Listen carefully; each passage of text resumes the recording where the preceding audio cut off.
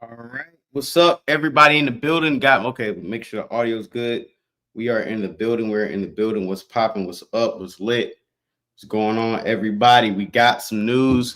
We got some things breaking. We got some things shaking. Everybody get in here. Get in here. Everybody pile in. Got breaking news, man. 50 Cent, you gotta come on the Summer Jam screen, man. Niggas had your bitch getting piped out. Niggas had your lady getting cracked for about $750 a day. For $750 a day, you can too live like Diddy. It was crazy. This was egregious news that we are hearing.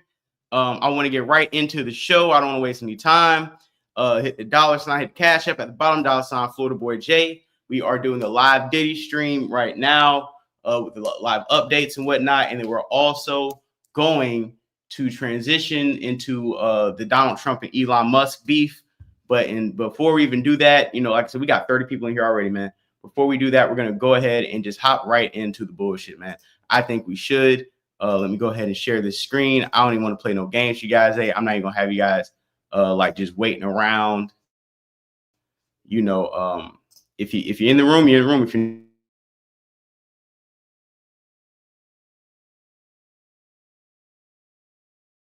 not, you're not. But you need.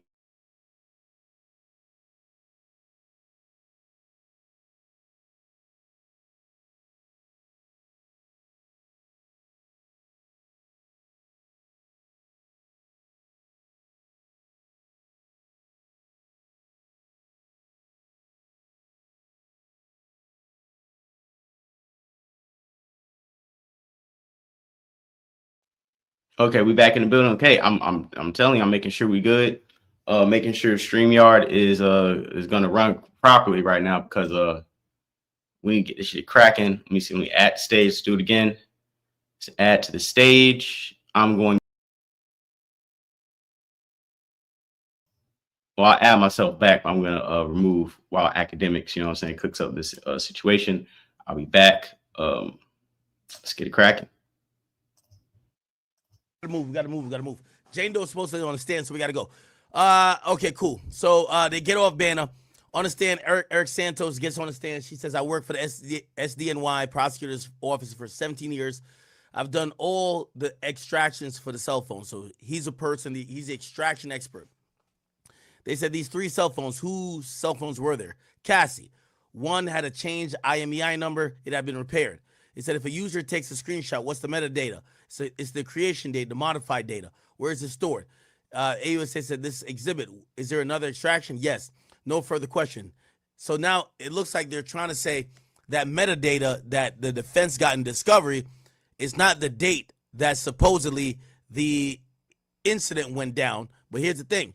Bryana agreed that the incident was September 26th, according to the metadata, even though she said she didn't really remember.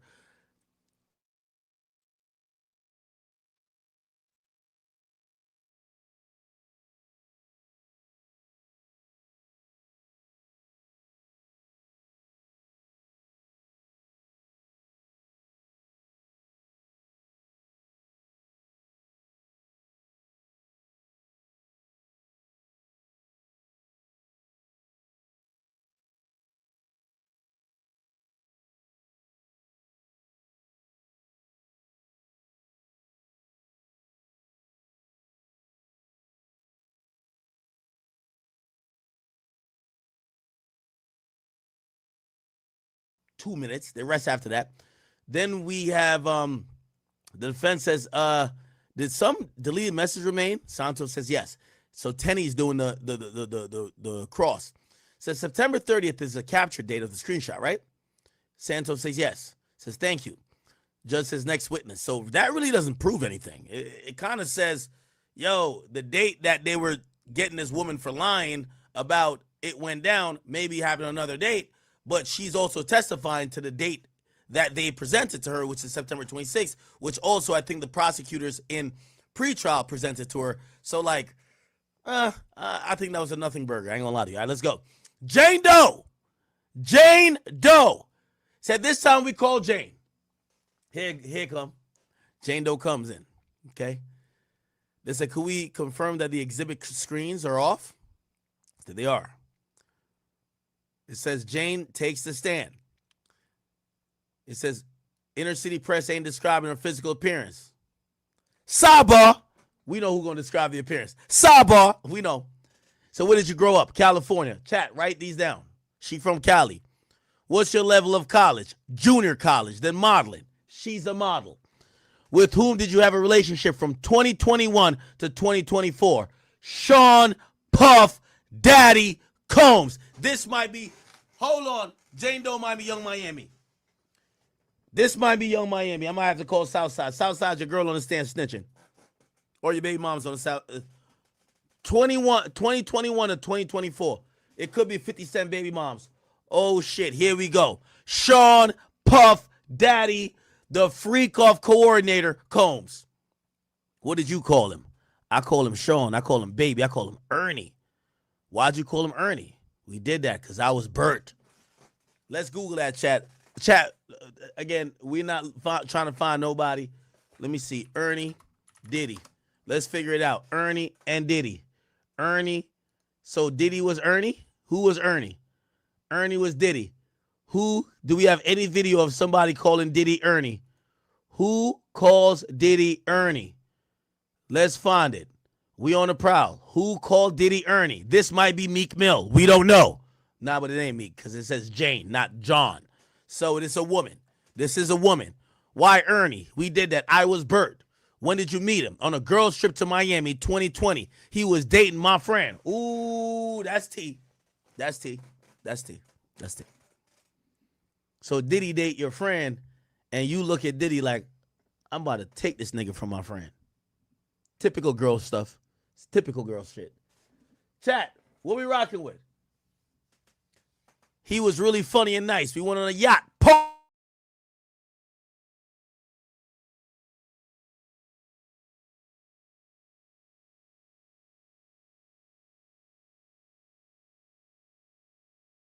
Partying. He gave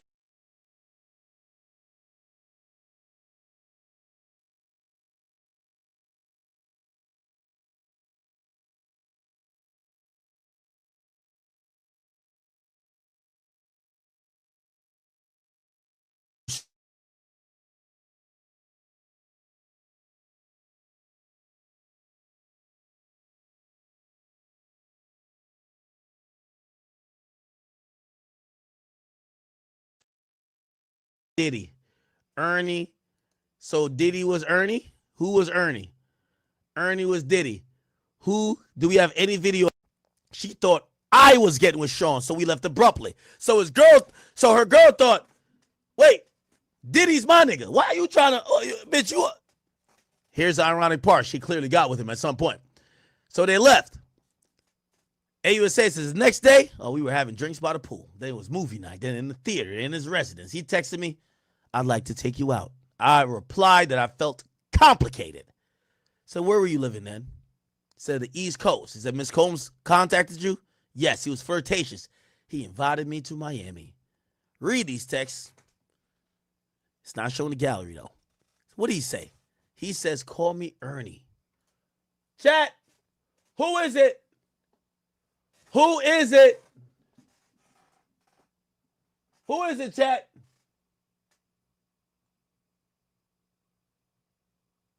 Chat, y'all let me down right now. Y'all let me down. Ernie. Diddy's nickname was Ernie. I'm going to find this shit. Ernie. They thought it was Sesame Street. Let's figure this out, chat. Diddy and Ernie. Ernie and Diddy. Hold on.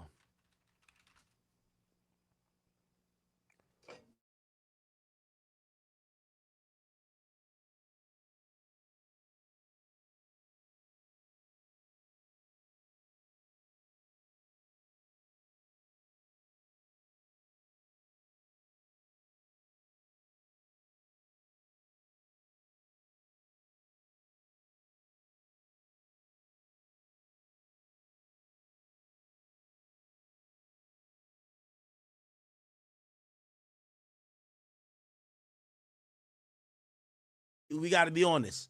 This is what we do. We do this every day. Hold on. Yeah, V here Hold on. uploaded. I'm so honored that you're. She has a new boo. Over intimate details and things. How long have you known Diddy?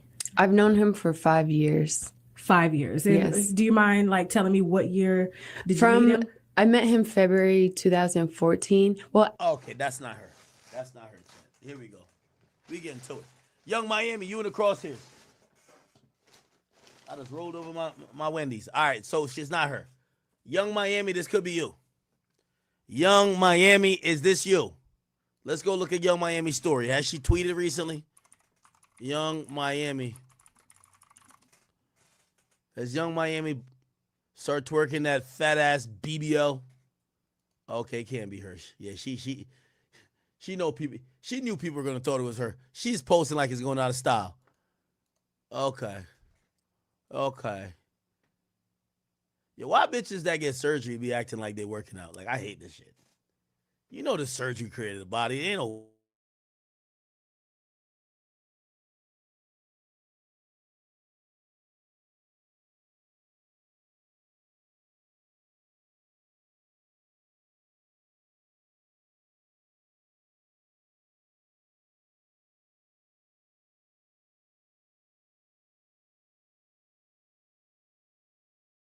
On with him, but has stayed quiet about their relationship. Let me tell you this. Nobody that Diddy got a kid with is going to testify against him. Trust. I keep telling you, all the bitches who testified against him, they just mad because they didn't get a kid. The two breaking points was seeing how he treat Young Miami and seeing him have a kid with Dana Tran. Trust. The women who are mad, they like, I wasted 5 years of my life. I gave it to you. And you never gave me a kid. And as soon as this little bitch come around, you give her a kid. Somebody say, Daphne. When did Daphne meet? Daphne, Joy, Diddy, 2020. Let's go. Let's go. They were rumored to be involved in a relationship in 2020. Holy shit. Chat. Holy. Daphne, Joy, Diddy, 2020. Holy. All right. Okay. What is going on? Hold up. Wait, what the fuck?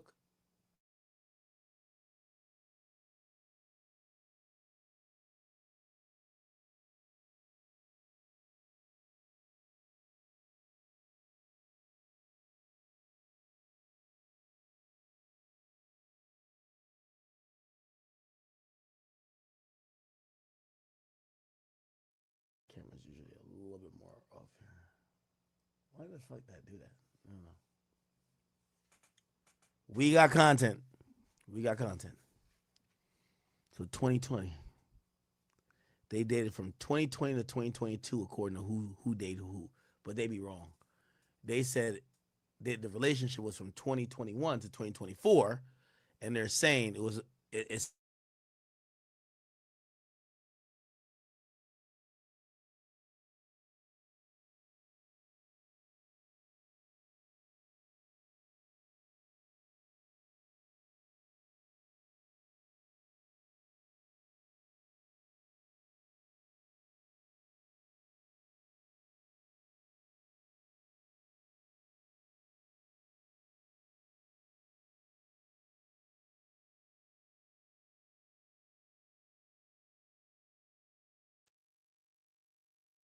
(2020). We're gonna find her ass. Goddamn. She taking real professional pictures. We could only find her in 2022. We gotta figure out who this is. Okay, we probably got some more tweets. Here we go, chat. Here we go. Somebody said Joey Chavis. Come on. All right, we're gonna look at it. So who was pursuing who? Pursuing me, being considerate of my girlfriend. She had gotten in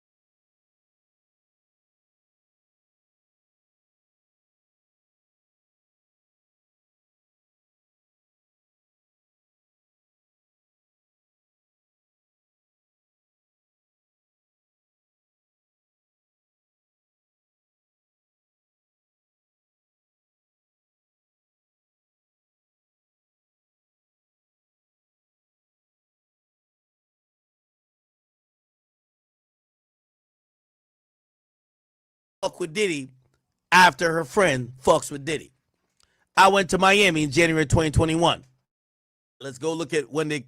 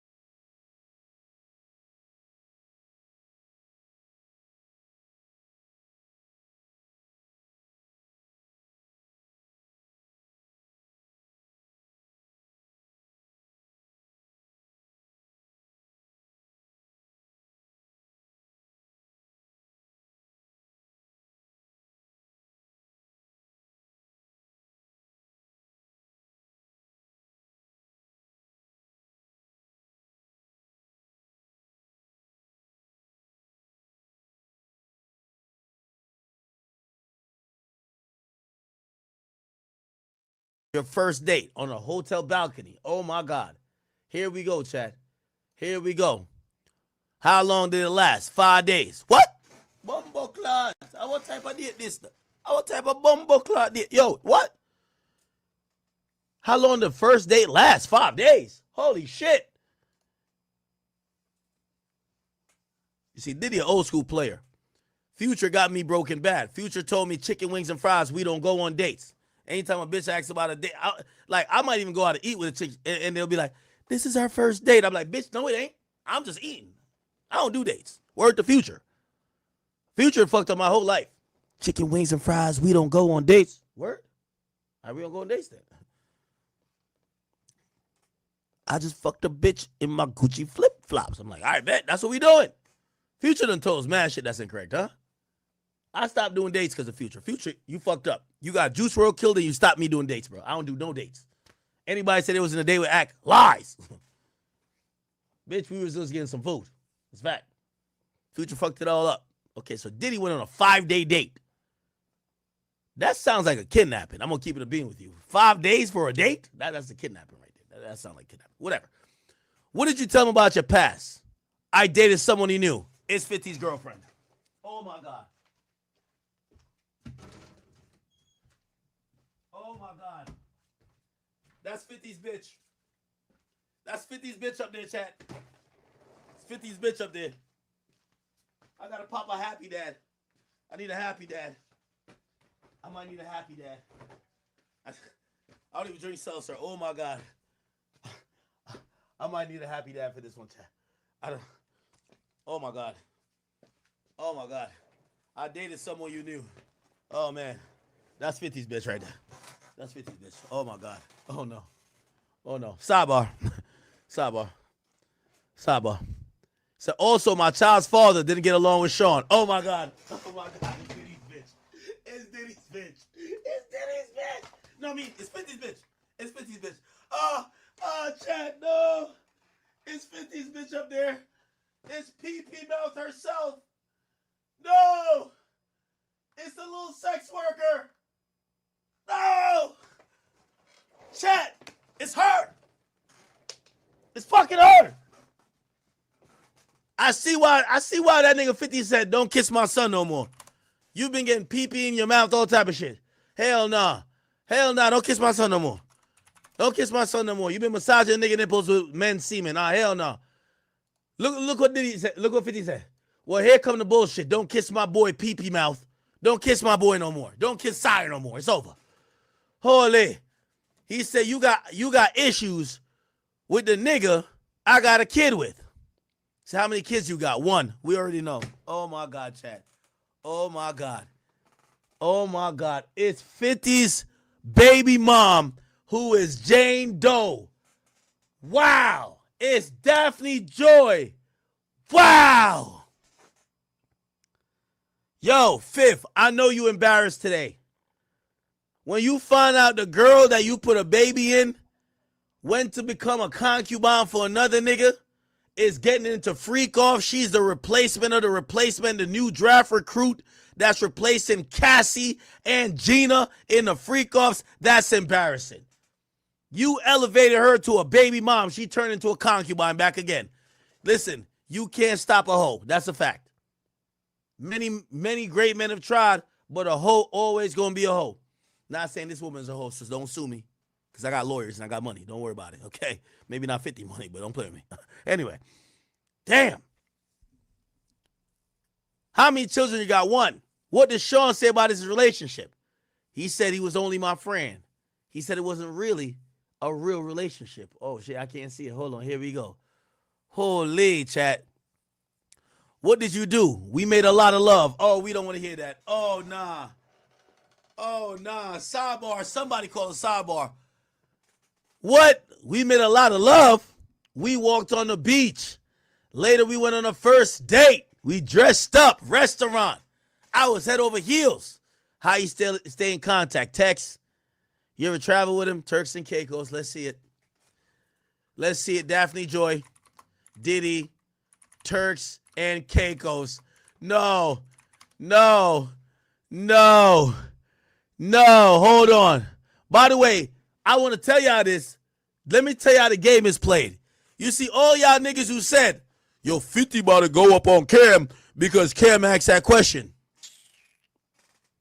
Let me keep it real with y'all, chat. I'm in this media shit for 15 years. I'm a goddamn veteran. Who you think told Cam to ask the fucking question? Who you think told him? Say less.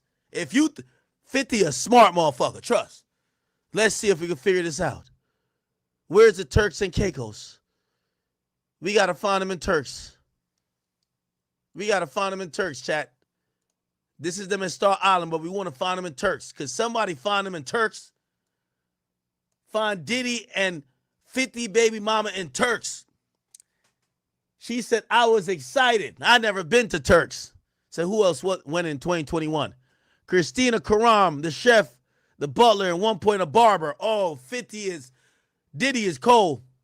He wanted to fuck 50's baby mama just to let that nigga know. You punked me back in the day, but I'm punching dick, hard dick in your bitch's stomach. Here we go. Let's see. Christina, the thing is she don't got no Instagram though. Christina Karam is like, she's like Desiree Perez, my nigga. Like, it's like mad, like, ooh, like it's like boogeyman shit. Oh my God. Christina Karam. Turks. Like, she don't got no Instagram or nothing like that. So we can't even find her. You know, if it was like regular women that went, they would have took pictures of that trip. Okay. How long did you stay? 9 days in Turks. That's a whole lot of fucking, chat. 6 days in the Bahamas. So we're going to play a video.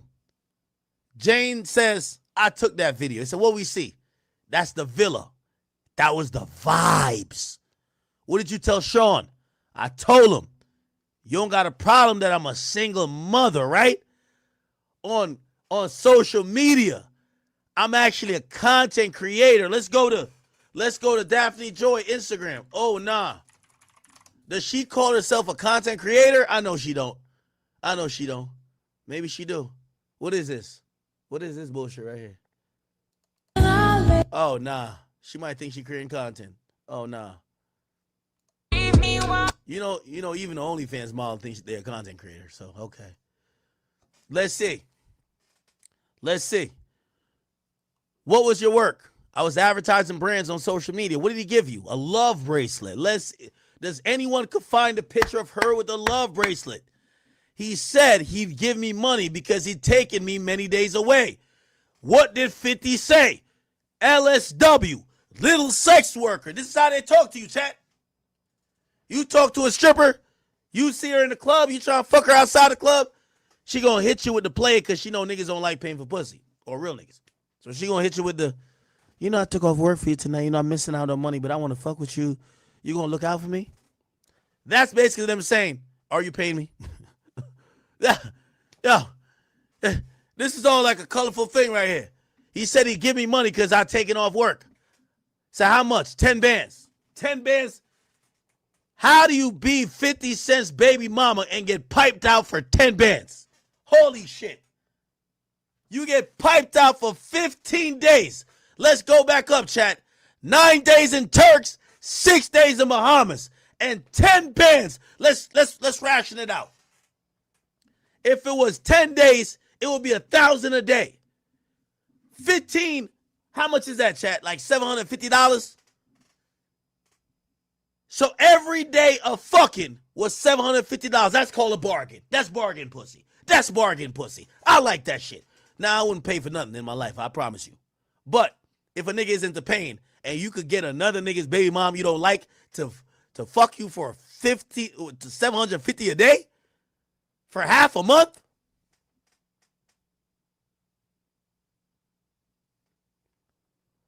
holy. She gets the 10K. She gets the 10K. She gets the 10K. How the hell you have yo, I thought 50 said, have a baby by me, baby, be a millionaire. Have a baby by me, baby, be a millionaire. And you fucking for $750 a day. I see why he call you a LSW. How the hell? These bitches will make you look embarrassed. That was my favorite song. Have a baby by me, baby, be a millionaire. Hold on, let me play that song real quick. I ain't trying to get kicked off YouTube. This was 50's song.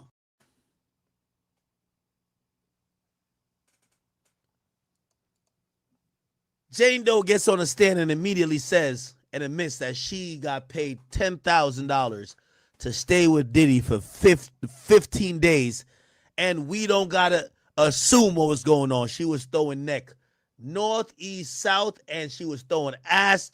No, she was throwing neck north, east, west, and she was throwing ass south. Holy.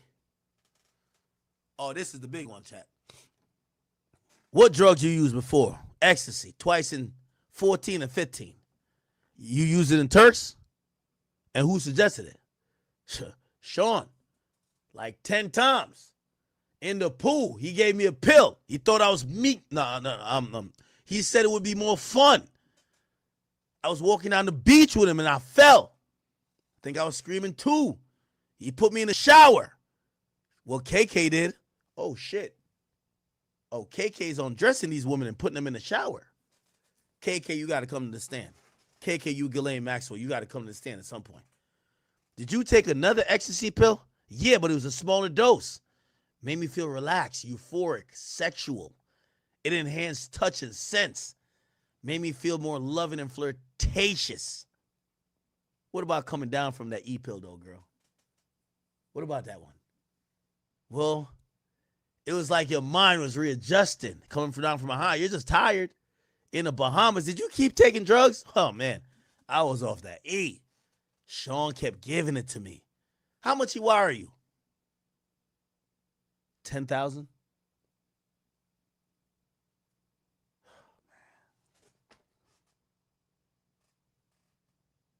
This is nasty work, chat. Nasty work. We started using the L word. He told me he was seeing multiple women. I was okay with it. It only takes 10 bands, chat. Holy shit. He gives her, now this can't be 50 Cent baby mom. Like, yo, chat, I know, it put, screen turn on. What the fuck? I need light on my face. What the fuck? I'm a little lit. It can't be 50 Cent baby mom, chat. It's no way you're fucking a nigga who's up a couple of $100 million, like 50, and you choose to go get smutted out for $10,000. Like, I just can't believe it, bro. I can't believe it. Like, this can't be her, bro. This can't be her, bro. But the signs point to her. Oh, my child's father don't like you. 50 don't like Diddy. I have one son. She does have one son. I met him in 2020. They met in 2020. Bruh.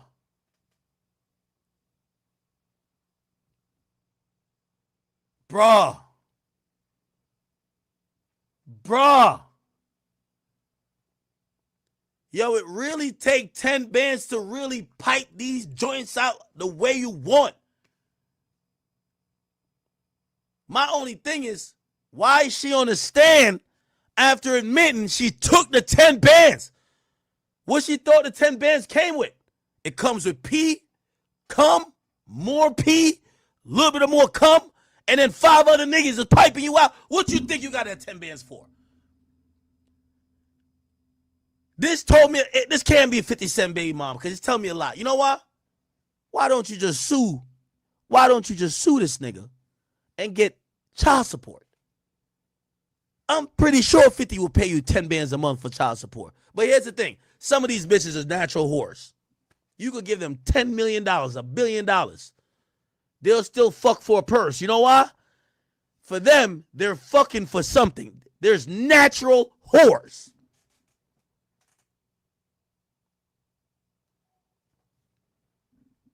He said, why were you okay that he was okay with seeing multiple women? Why were you okay with that? I liked him. Did you ever sense you had the option of a monogamous relationship? She said no, never. So Diddy, remember Diddy got rid of Cassie. Cassie was thinking she thought one monkey could stop the show. Cassie thought she was the end all be all. Fuck out of here. Hell out of here, man. Cassie, what the hell you think? Especially after Kim Porter died. She thought she was the big dog. No, there's a Gina. There's a Sarah. There's a this. There's a that. There's all type of bitches. So he had to get her out of here. This chick, by the time she meets Diddy, this is 2020, 2 years after Cassie, Diddy got a well-oiled machine. No Diddy. No gay shit. The program he's running is that these chicks don't even think they about to be Cassie. They know they about to get dick by a lot of niggas, do freak-offs, get an allowance, be out. Clear. Comey says, until when did you continue dating Sean? Until his arrest. Holy shit. She was sucking him off until they put the cuffs on that nigga hand. Any breaks? 2. The second was in October 2023 for 4 months. When did y'all get back together? February 2024. How public were you? Not really. We were private. Did you post about your relationship with Sean on your social media? Only once. Okay, chat. Did she ever post about Diddy? We got to figure it out. Daphne Joy posts about Diddy. Chat.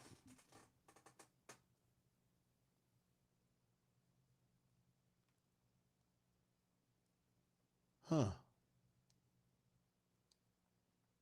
Remember this? So after Daphne Joy, 50 Cent's baby's mother, was named in this lawsuit against Diddy, accusing her of being a woman of the night, she's speaking out. And part of the reason why she's speaking out is because 50 Cent has taken to social media to make a joke or mockery of his baby's mother. So Daphne Joy posted this in her Instagram story, basically denying any of the allegations made in Rodney Jones's lawsuit. Rodney also accused Young Miami, who's had an on-again, off-again relationship with Diddy, of similar allegations. So this was the original post that 50 Cent had posted. Take a look at the caption, referring to her as a woman of the night. You can read what he says here, making a mockery of this, only for us to find out now he's trying to seek sole custody of the child that they share. I know you as a sex worker. You little sex worker, LOL. Yo, this shit's a movie.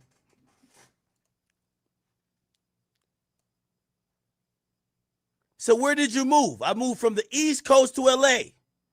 He gave me $6,000 for a moving trip in 2021, February to May. How often you seen him? Every other week. Diddy had a roster and a half, man. What did he give you? He was sweet. He would give me money here and there. Cash, wires, both. How often you use drugs? Every time I saw him, ecstasy, Molly, cocaine, K or ketamine, Molly, enhanced with ecstasy. Yo, Diddy had these bitches drugged out. 50, don't feel no, if this is your baby mom's, don't feel no type of way. If I realize my bitch got took by a nigga who's like certain shit I don't do, I don't indulge in. If he indulging in those things, he giving her ketamine, cocaine, Molly, ecstasy, GHB, that's not my type of shit. I'm an alcohol only nigga. I might be boring. I don't smoke. I ain't no really smoke. I don't smoke, period. I'll let a girl go smoke by herself, or I'll stand out there with her and talk to her. But I don't smoke. So now, if she meet a nigga that give her a little cocaine, ecstasy, a little bit of Molly, 5 Percocets, the Perc 30s, give her a little bit of, ketamine, she might say, I'm out. Nigga, I'm out. You boring as shit. It's only so long we could drink them Tito's, Casamigos, the Clase Azul, and the motherfucking, what is it? Don Julio. I want to have some pressed pills. I need some fake perks, whatever. Cool. So I know 50, he's not a drug type of nigga. So he was probably having that sober sex with her. He drink a little bit now. She probably was like, nigga, where's the meth? Fuck that. Where's the meth, nigga? I get it. 50, this ain't your fault. Her ass wanted all type of shit. Look how many drugs she done named. You could never keep a bitch like this. She was either gonna fuck the drug dealer or fuck a nigga that had the drugs. Trust. You gotta let it go. I see it. Jane says, I was sexually and horny. Cocaine made me feel alert. I ain't like K. The walls were closing in. So what context he gave you drugs? He said he always gave me when we were fucking. So what'd you learn? I learned a lot of things. Let's Google this if this is her. Daphne Joy age. Daphne Joy is 38. How the fuck is she learning shit at 33 years old? What the hell? What the hell? What the helly? What you mean you was learning new shit at 33? What?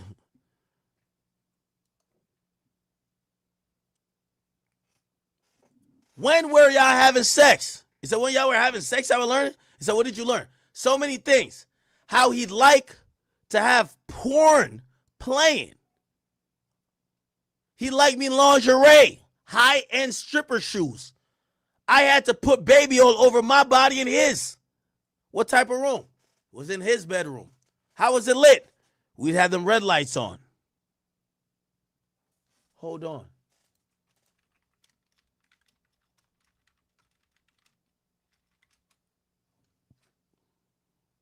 Okay. How'd you feel? I loved them. Hey, chat. Jane Doe's up on the stand forgetting she's a victim. She's saying she liked him, and she's saying she loved this. Shorty, you got to say you don't like it. You're a victim. That's why your name is Jane Doe. Hello? Hello? She seemed like she was down with it. May 2021, what happened? We would watch porn. We would have a lot of fantasy conversations. Do you need a break? Hell nah.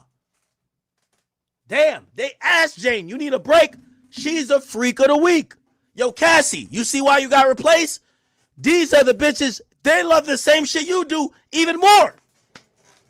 Think about it. They love it. They ask her because she's supposed to be a victim. She can't conjure up a tear. It sounds like she excited. Oh my God. Yeah, we used to have a lot of fun. They're probably looking like, bitch, are you trying to, wait, hold on. You need a break to regather yourself? Nah, let's keep going. Huh? We would search things on website. He wanted me to fantasize. May 2025. Was there? Says objection. He says, oh, May 2021, I'm sorry. Were you watching the porn? Jane says, yeah, I was watching Mia. I've been awake. What? It says, no, MIA. Maybe that's MIA. I've been awake for 15 hours or maybe 24. What drugs? Ecstasy, Molly. He said, I could make it happen. Yo, Diddy was smutting out these chicks. Yo, I don't know if we gonna get to the victim part with this woman. She sound like she's with the bullshit. She like this shit, chat.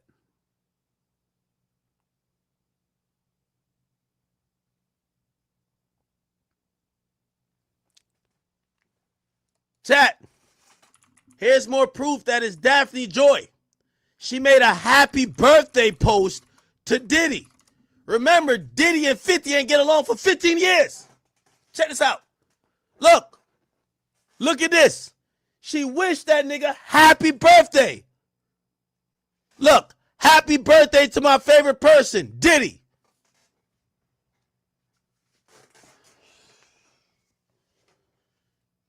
I need a sidebar. We need a shot, chat. Diddy done turned 50 Cent baby mom into a freak, chat. This is getting out of hand. Getting out of hand, chat. Getting out of hand. Y'all see the post. Y'all see the post. Y'all see the post. We not lying. We're not lying. By the way, go copy your academics merch, theacademy.shop. The drip is immaculate today. I ain't gonna lie. I like the drip today. I ain't gonna lie. Yankee hat like Diddy. They said Diddy was wearing the Yankee hat during the freak offs. Real talk. That's another also creepy thing.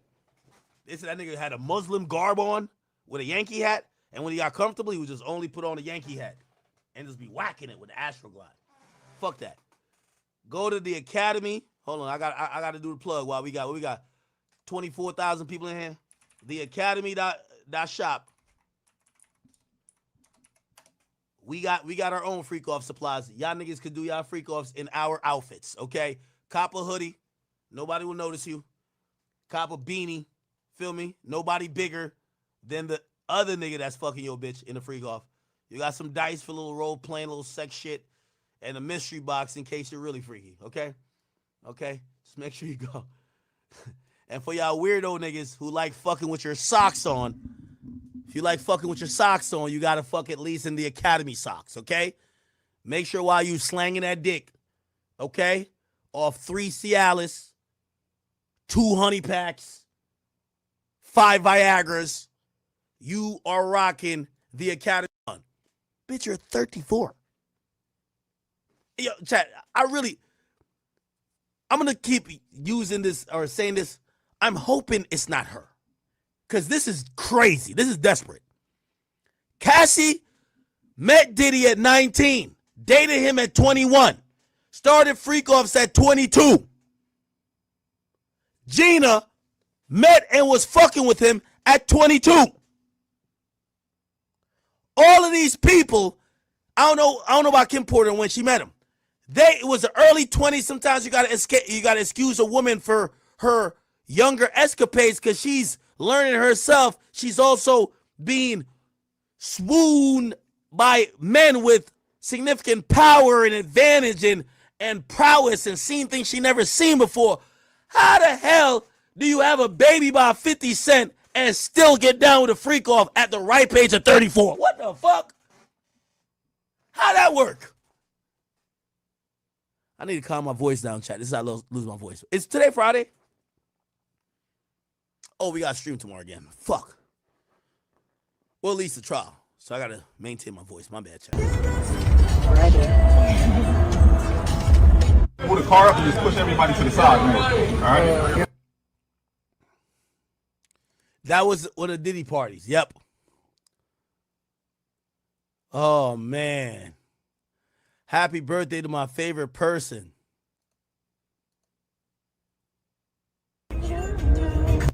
Wow. Wow. Wow. Daphne, let me say this to you. I will not say Diddy's going to get off at this point. But if he does get off, I hope you know you're going to be one of the reasons why.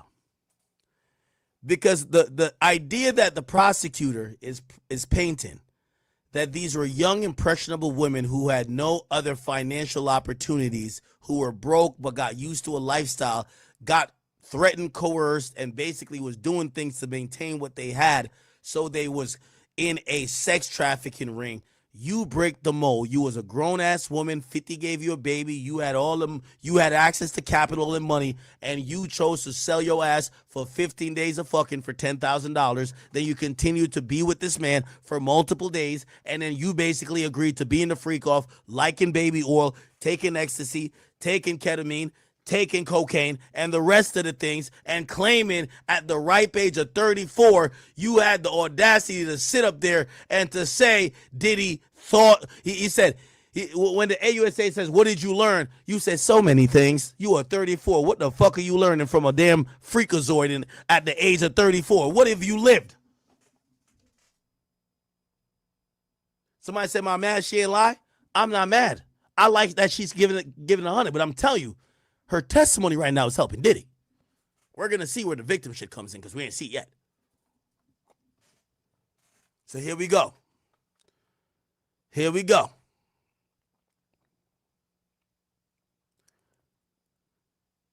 Said I was playing to the fantasy. But when I came to the bathroom, he was staring into his phone, real seriously. He said, it could happen tonight. How did you react? I was like, tonight? Okay. Then we were in a hotel. I seen the assistant setting up the room. Oh, shit. I guess it's the first night of the freak off. The lights were already red. Comey says, do you remember which assistants? I don't remember. He said, there's someone coming. He knows the guy. I was super nervous. He says, who do you think this guy was? The fantasy guy. What did you think was going to start happening? Sexual things between me and the fantasy guy. So she knew it was that type of time she had to start fucking other guys for Diddy's amusement. So she knew. He arrives and they're talking. Was it a regular hotel or a suite? Come on now, you know it's that. It's the P, the D, the I, the D, the D, the Y. Come on, man. It's the P Diddy. It's a suite. What did you do? I said hello to everyone. I saw Don. Who's Don? One of the entertainers. Published the photo to the jury, not the gallery. They think it was jewels being shown. And the bookseller, which is the Punisher.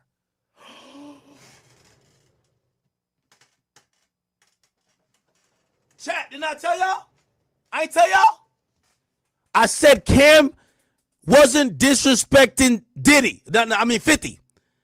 Who told Cam to ask that question? Who told him? I guarantee it was 50.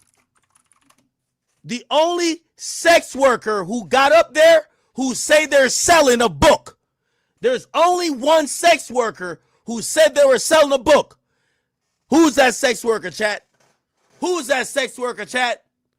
Who's that sex worker, chat? Oh, now y'all got amnesia. Y'all remember. Y'all remember, huh? Who's the sex worker? Hold on, let me play it. Let me play it. Because y'all acting like y'all don't know what we talking about right now. Where is it? Where is it? Where is it? Where is it? Where is it? Hold on. Wait a minute. Hold up. Why can't I find it on the page? I ain't gonna fuck around me today. Cam. Who's the only sex worker that is selling a book? He's been doing every interview. We're about to get him. Some of my co-hosts, they got a couple questions for you, but I got one more question before they ask you a couple questions. We hear about 50's baby mom, DAPHNE, being involved in some of these things. Did you ever fuck DAPHNE, 50 Cent's baby mother? Nah, every time I was called or involved in any way, it was only Cassie specifically. Okay, let's go back to what we're seeing here. Sexual things between me and the fantasy guys. He arrives, we're talking. The hotel room is a suite. What did you do? I said, everyone, I saw Don. Who's Don? One of the entertainers. They published a photo to the jury, not showing the gallery. So, by the way, so this is Inner City Press assuming. It says they're presuming that Jules was shown or the Punisher. So we don't know if the Punisher was shown, but Comey says, what's next? I was on the couch with my robe on. My legs were crossed. I was nervous. What happened next? Sean said to stand up. I started to dance to get my nerve up. What was Don wearing? His underwear. What was Sean doing? Touching himself. Was he masturbating? Yes. Was he talking? What was he saying? He was being encouraging and sweet. I was ready to speed things up a bit. What do you mean? I was ready to get it done. Ooh, it says sob. She might be crying now. She might be crying now, Chad. Mm-mm-mm. Mm-mm-mm-mm-mm. Mm-mm-mm-mm-mm. Chat, y'all thought we was joking. 50 Cent got something to chime in. 50 hit me right now. He said, get on my Instagram page. Go look what I posted.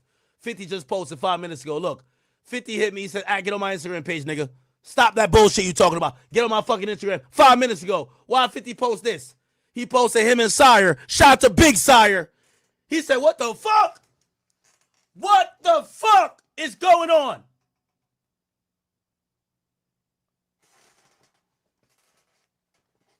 Chat. Do y'all think y'all know who Jane Doe is or not? Do y'all think y'all know who Jane Doe is or not? Do y'all think y'all know who Jane Doe is or not?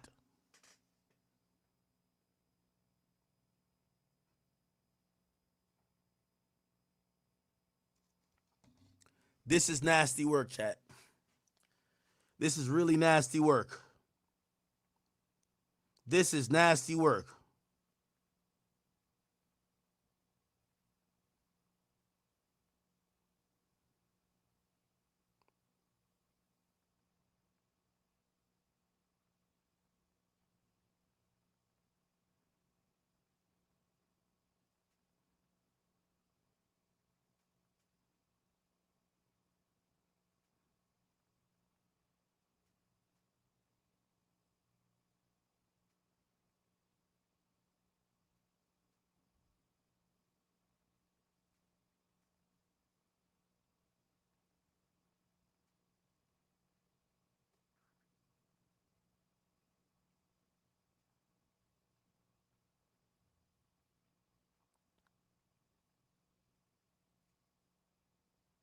Hold on. I gotta tweet the link to the stream. This is getting out of hand, chat. This is getting out of hand. Who's gonna get the stimmy? I guess we go on King Academics. King Academics always gotta get the stimmy. So what are the penalties for not filing your taxes? Here's the debt. Okay. Here we go. This is crazy, chat. Wait, where my views at right now? Oh, damn. The Academy got over almost 10,000. Nah, I gotta send it to King Academics. Here we go. All right, now I had to tweet. My bad, chat. By the way, if you copy anything off the website, I'll shout you out during the stream. I ain't gonna cap at you. Really. Okay, I had to tweet, chat. My bad. Holy. I had to tweet, chat. Here's my tweet. I said, wait, Jane Doe is 50 Cent baby moms? No way she got paid $10K for Diddy to smash her for 9 days in Turks and 6 days in Bahamas. That's like $750 a day. How you do that in your 30s after having a kid for 50? This can't be true. Someone correct me, please. That's a fact. Come on now, chat. I told you, Jay. Listen, chat. Diddy a freak nigga and he gay as fuck.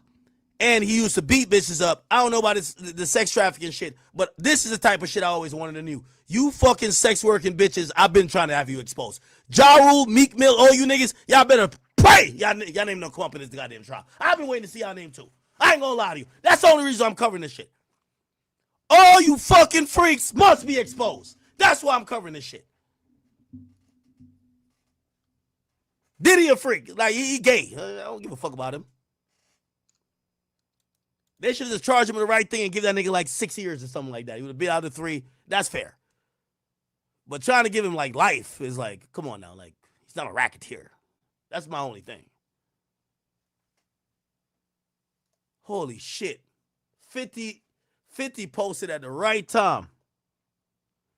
As I said, chat, I'm in this media for a long time. When I seen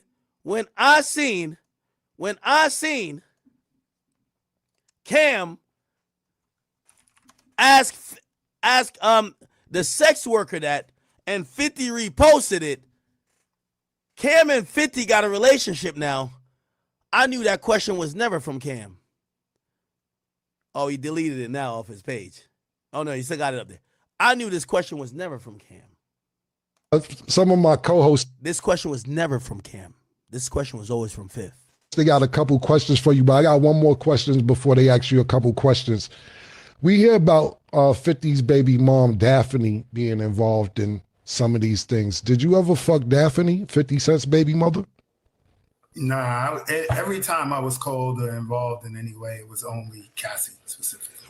All right. Yo, little baby, I got to call you out.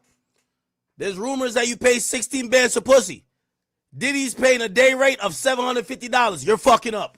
You need to go holler at Christina Karam. We could put you with the bad boys. Take that crew. You shouldn't be paying 16 bands for no pussy. Diddy was paying a day rate for a decorated bitch, 50's baby moms, $750 for the whole day of fucking. You are overpaying, sir. You Atlanta niggas love getting hustled. That's a fact. You see a true Harlem nigga, you can't hustle that nigga. That nigga had all the money in the world, but he still got a bargain, nigga. He got a bulk deal. He bought it in bulk like it was Costco. He ain't want to fuck for one day. He want to fuck for 15 days. Here's the thing. She probably charged the same price of 1 day of 15. Because in her mind, she like, all right, I'm just charging you to fuck. Other than that, I'm on vacation. So give me $10,000 and I'll chill with you for half a month. Who you think is punching dick up in that stomach for the whole half a month? Diddy.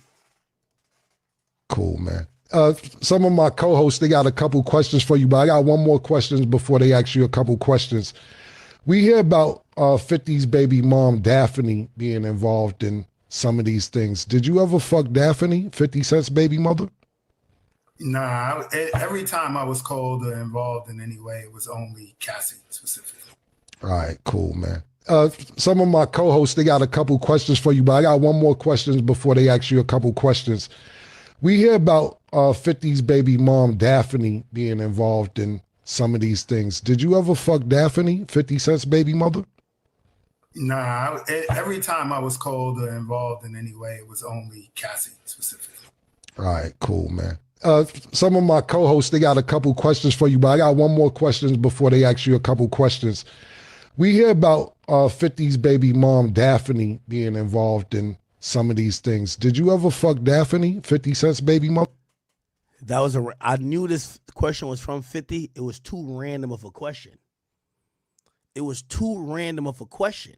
We never heard nothing about it. We heard her dealing with Puff. But there's a lot more other people you could have mentioned. Young Miami. He could have mentioned the Gina girl. He could have mentioned Kim Porter. He could have mentioned a lot of other women. When he specifically said 50 Cent baby mama, I knew 50 told him to ask that. Him and 50 cool now. Trust. Nah, every time I was called or involved in any way, it was only Cassie specifically. All right, cool, man. Some of my co-hosts, they got a couple questions for you, but I got one more. All right, we back in. Lock in with me, chat. Lock in with me. Holy. So she's describing her first freak off with Diddy. Comey says, what did you ask for? She says a condom. What did Diddy says? These guys get tested. They tested. You don't need no condom. We all know why Diddy don't want no condom, because Diddy was ready to sop up the semen and slurp it up, because that's what's his thing. Diddy liked to slurp up the semen or rub it on his nipples. Diddy was the freak. Diddy gay. We all know that. Diddy's gay. Diddy's homosexual. He's gay. Diddy don't want to taste no latex. You ever had a bitch try to suck your dick and she's like, I don't like the taste of latex. You're like, what the fuck? Or no. Or like you fucking her and then she about to suck your dick. She's like, I don't like the taste of latex. You're like, what the hell? Well, if you suck my shit, I got to put on a new condom. It's complicated now. That's Diddy. Diddy don't want no condoms up in the shit when he doing it. Did Don leave? Yes. Sean and I made love. This is also very precarious. She's not saying Sean and I fucked. She's saying we made sweet love after another man in front of his face dicked her down. She said her and Sean made love. Chat, I'm wondering if this witness is about to flip. I'm wondering if they're about to flip. It looks like they got love for Diddy still. They're describing their demeanor with Diddy as non-force. They're not describing it as non-consensual. They're saying, I made love. Love.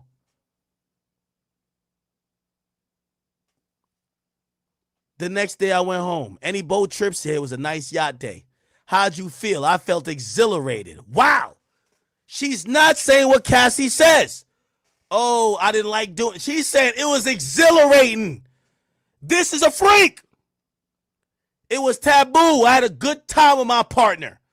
Did you think you would do it again? Nah, I didn't really think I would do it again. Or maybe a few times. It was something taboo. How did these things change?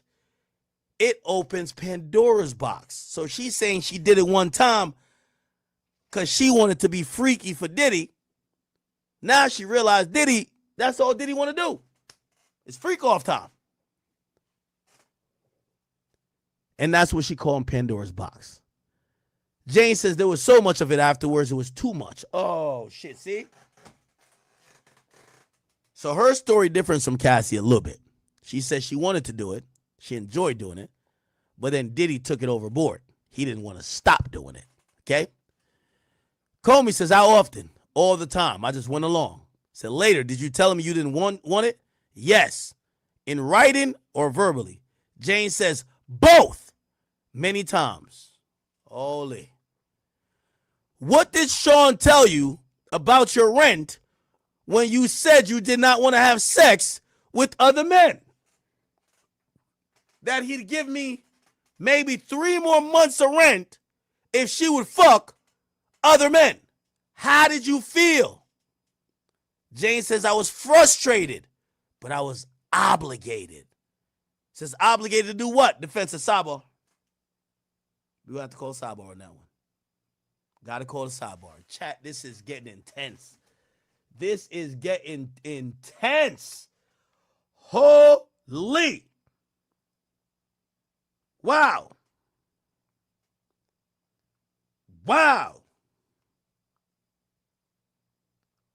Wow.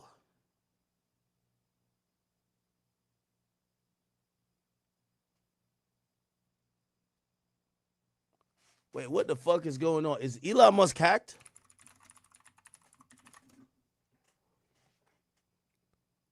Time to drop a really big bomb. Donald Trump is in the Epstein files. That's the real reason they have not been made public. Have a nice day, Donald J. Trump. Mark this post. What the hell? Yo, this nigga is beefing with Trump? Yo, Elon, we fuck with you, but there's nothing bigger than Donald Trump. I got to keep it a beam with you, and I fuck with you, heavy gang. But you beef with Donald Trump, nigga, you and I ain't going to lie to you. I'm big Trump over here. I ain't going to cap at you. I posted, though. I posted. But ain't nothing bigger than Trump. I want Trump to serve 4 presidencies. I ain't even going to hold you. Word 2. That's my nigga. Damn, Elon Musk beefing. All right, fuck it, everybody beefing. This going to be the new Drake and Kendrick. Let's get it. Oh, I can't wait till Trump responds to this. Elon Musk left the government in his role recently as this like special auditor for Doge. Ever since then, he been talking shit. He been criticizing what Trump been doing. Usually he shuts the fuck up. Trump been licking back. It says, Elon was wearing thin. I asked him to leave. He took away EV mandate and forced everyone to buy electric cars that nobody else wanted, that he knew for months I was going to do. He just went crazy. So Trump is saying, Elon off that stuff. Elon's off the stuff, chat. That's what Trump's saying.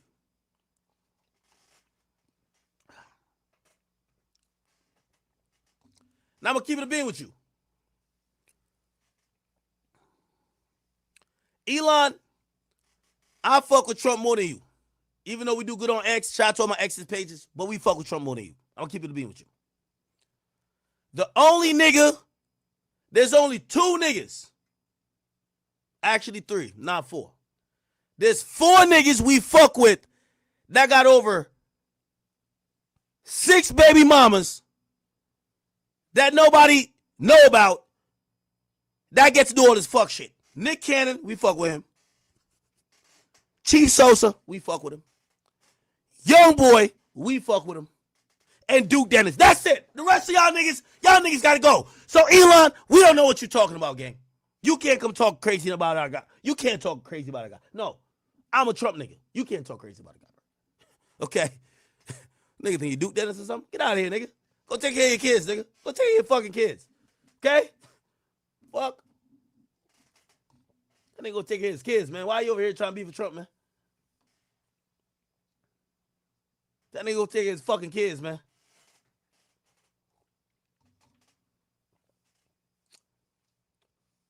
Everybody beefing today, chat.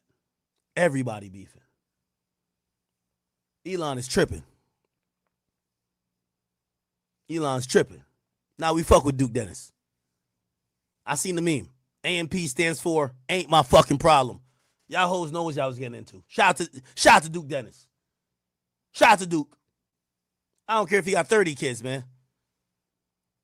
Women like niggas that got kids that don't take care of them anyway. So, like, somebody hit me. Yo, a nigga hit me up today. No, yesterday. He said, yo, finally. I didn't even know niggas was hating on the Duke Dennis. I don't know if y'all know who he is. He's a streamer. They hate on him crazy. A man hit me up and said, yo, Ack, finally Duke Dennis is nerfed. I said, nerfed? I said, I don't know what you're looking at, but all the bitches I know, they are more attracted to niggas when they don't take care of their kids. That's a fact. They love a baby mama maker. Shout out to Future, Young Boy, Keith, all of them. Duke just fit right in. Shout out to Duke. He doing it right. Listen, man, we call the niggas who take care of the kids corny. Man, Russell Wilson's corny as shit, man. Let's keep it a bean. And it's not really coming from men because that's what women want. Women, I digress. Anyway, Elon, stop beefing with Trump, man. Don't beef with Trump. Trump's the OG. Trump pardoned Larry Hoover, or not pardoned, commuted sentence. He pardoned Young Boy. You feel me? They already told me I got a little favor left with him. I got a little favor. It's an act. Remember when all them hip-hop Negroes wasn't fucking with us? You fuck with us. I said, said anything you need. I'm like, I got another favor. I might use it for Dirk. I got a favor left. I got a favor. I got to figure out what we doing with it. Y'all ain't get me. Don't talk crazy about Trump in my chat. I love Trump. I'm sorry. Get out of here. You mad about it? Get out of here, nigga. I got a favor left, bro. That's a fact. Anyway. Yo, what is 50 saying, man? Yo, 50, I got to call you on my stream, bro. What's going on, 50? 50, call my phone, 50. 50, call my phone, 50. 50, call my phone. Fifth, call my phone, Fifth. Call my phone.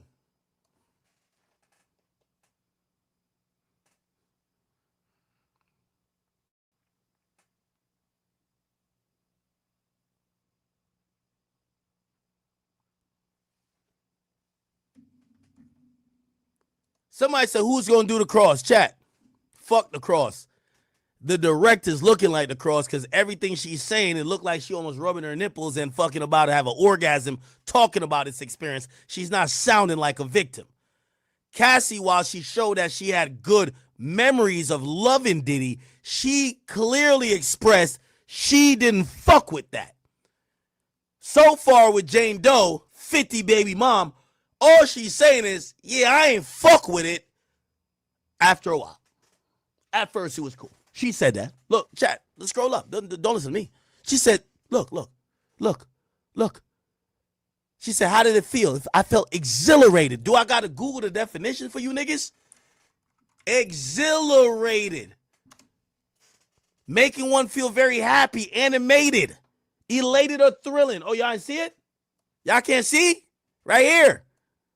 She describes her first freak off as something to make her feel euphoric, exhilarating. Am I shouting too much? I don't want to clip my mic. I want to make sure this could be heard. She was feeling elated, animated, It was thrilling to her. See, that changes the game.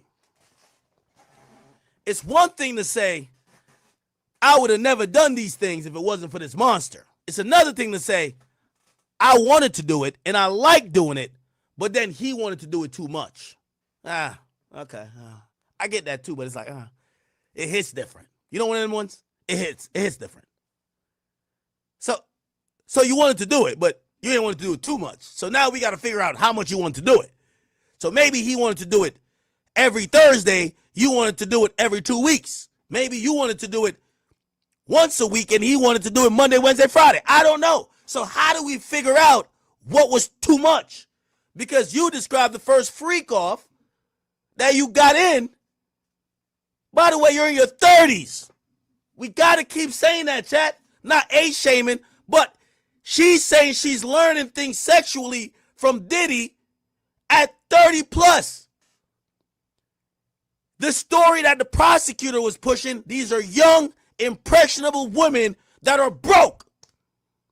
They get used to a lifestyle. They feel they got to do this. They get scared of this guy. They got to do it. This woman got a baby with a millionaire. Have a baby by me.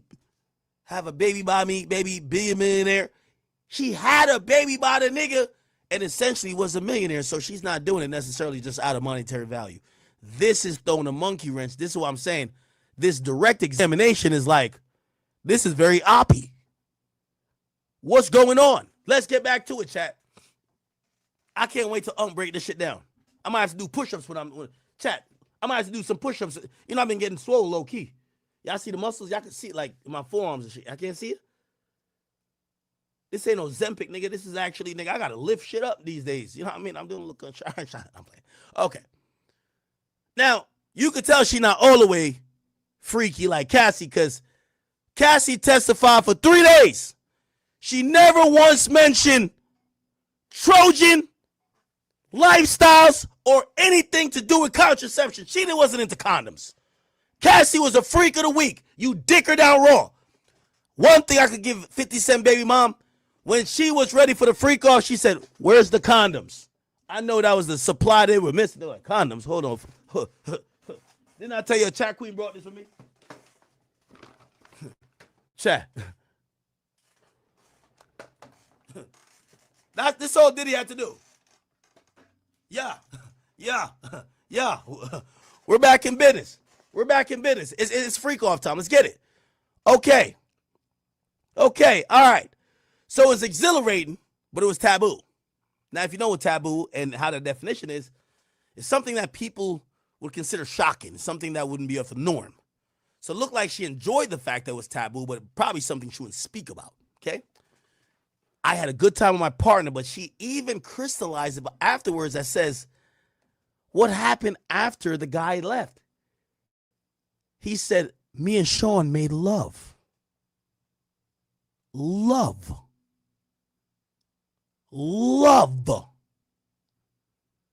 Chat, you ever made love to a woman? It's all type of different fucking. You got morning fucking when you got that morning wood. You turn her on her side because you know she got that morning breath, so you got to keep her face that way. You just pipe her up from the side, you know what I mean? You get your nut off, and then you roll over, and then you do your thing. Start your day. Let's get it. You know when you just try to get that quickie and you just trying to fuck. But you know when you're making love to her. Them slow, deep stroke. Come on, chat. Y'all know what we talking about, man. We grown. Come on now. She described love. She ain't described just getting fucked. She said love. The prostitute fucked her. But Diddy made love to her. Sweet, sweet love. I want you to think about this as a real person. You know what she's saying to you? She felt like after she had that, when she said she had fun in that sexual experience, she even had more fun because she made love to her man. I'm confused right now. How's this a victim? But remember, we're getting to the point. She said it was too much. Why? Because it opened up Pandora's box. Let's get to it, chat. So it was so much of it afterwards. Too much. How often? All the time. I went along. Did you tell me you ain't want it? Yeah. Verbal, writing. Yeah, both times, many times. What did Sean tell you about your rent? He said, well, he said he paid 3 months of my rent if I did it. How did you feel? I felt frustrated, but obligated. Obligated to do what? Objection. They do a sidebar. They come back. Between 2023 and his arrest, did he pay your rent and make you feel obligated to have sex with other men? Yes. What did you two call this night? Debaucheries or hotel nights? Okay, he switched the name up. Diddy's an old school player. Cassie called it freak-offs. That was a terminology that she identified with. With the older woman, freak-off sounds a little bit too lewd. So you might have to be like, oh, this is our hotel nights. It's our hotel nights. That sounds a little bit better, right? We're usually up in the mansion, but we're having a hotel night tonight. Sounds a little bit better. How often you saw him? She says often. Every time you saw him, did you have hotel nights? Yes. Even though we'd spend a day or two after, it all felt like a hotel night. Who decided them? Sean, it was on short notice. I always had childcare ready. Nasty work, chat. Nasty work. Being in a freak off but having to check on the nanny is nasty work, chat. That's nasty work. Fifth deserves custody. Don't do the DDG to my man Fifth. He deserves custody. Being in the middle of a freak off and calling the nanny, is Sire okay? Make sure you give him this is his favorite treat, and make sure he can watch his show. Hold on. Don, hold on. Stop bringing that 16-inch cock over here. I'm trying to talk to my babies. That's nasty work, chat. Nasty. She had to go from childcare to freak off. She had a car seat and a motherfucking whip she bring into the freak off, and a nigga who's popping up with a 16-inch cock piping her down while she got to worry about piano lessons, motherfucking gymnastics, all that dumb shit Cardi B was talking about. Nasty work.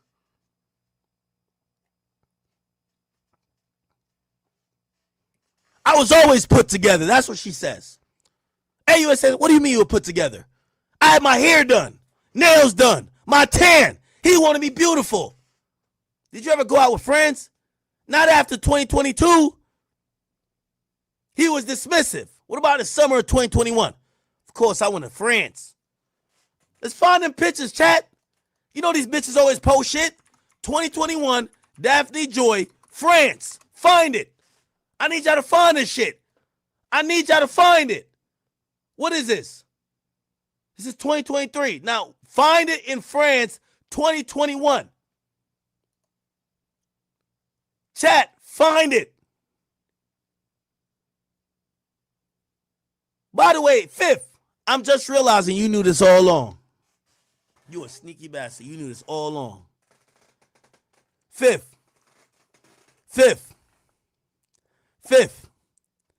you are a genius. I'm going to tell you why. Let me tell you why. I watch all these cases, but I watch them from a court level. I talk my shit, chat. Right now, if you're new to this broadcast, some of y'all might like me, might hate me. I'm entertaining my audience right now. But when it gets to informative time, there's nobody better than me. That's a fact. Here's the thing. When I see these things pop up, I follow it on the court level. I'm giving it to you on an entertaining level right now, but I follow it on court level. The case between Daphne and 50 was really interesting. You want me to go back into that? Here we go. Daphne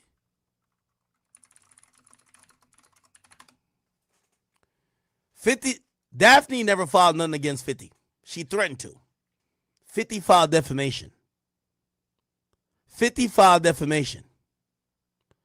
That's after she accused him of sexual assault. Here's the problem I had with that complaint. Here's the problem I had with the complaint, chat. Daphne had an easy, like for example, let's say this. Let me bring up a case. This is a fictional case. This is fictional. Everything I'm about to say for the next 2 minutes is lies, not true. It's only for the situation. I have to say that to be able to say what I'm saying. I'm going to use Meek Mill, just because y'all know sometimes we haven't seen eye to eye. If I said Meek Mill is on camera fucking a goat, he's fucking a goat, that is standard defamation. Not only is it false, it's a defamatory statement. Say Meek Mill get back and says, Academics is on camera fucking his dog. Also false, also defamation. a lot of times in social media with popular personnel, no one files a case because what you could claim, I could claim. Because when people talk shit, it's never one-sided. It's multi-pronged. So when 50 filed a defamation suit saying that his baby mom called him a rapist, I expected his baby mom to respond and say, but you call me a sex worker. You know what never happened? Daphne never filed a countersuit saying, prove to me I'm a sex worker, otherwise you're defaming me. That was odd to me. That was odd to me. That was odd. Why would his baby mama, who felt so offended to make that post call him a rapist, not file a countersuit? Something told me that what 50 was saying wasn't far off from the truth. Chat, it's very clear, if you ask me, 50 knew some about these things. He didn't say it to us, but he knew it would come out in court. Facts. Facts. If you ask me, 50 knew she was going to be a witness for the government. 100%. Come on. Jane Doe says, I went to the south of France with my friends. He was angry in the voice notes. Says, who did he want you to look like? Say he wanted me with straight hair. He wanted me to have ponytails when we had sex. He wanted me to pierce, where? My nipples. Comey says, we'll talk about that. He said, between 2021 and the break in 2023, how much money did you make and how? She said social media posts, but that went down because my presence went down. I was focused on Sean. He would give me money here and there. How much at a time? $20,000 at a time. Did you tell him you want to make your own money? Jane says, when OnlyFans got big, I told him I wanted to do it like my model friends. Keep in mind, this is how you know it's definitely Daphne Joy. Look at her Instagram. It's all about modeling shit. She thinks she's a model. Look. She thinks she's a fucking model. That's what she means as a content creator. Look. See?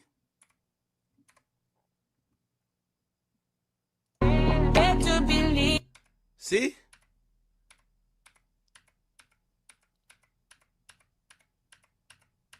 By the way, well, I'm gonna repeat myself. I feel like I'm unk now. Cause somebody, Gina, I know where you at. They done gave me your location. I won't dox it because I would never want to put a woman in jeopardy. They told me where you at, and it's one of the people around you. I won't tell nobody where you're at, but I'm glad you're hiding out for Diddy. I know. Gina, I know you're watching, and I got to bring this question to you. Look at this woman right here, and let's go to you.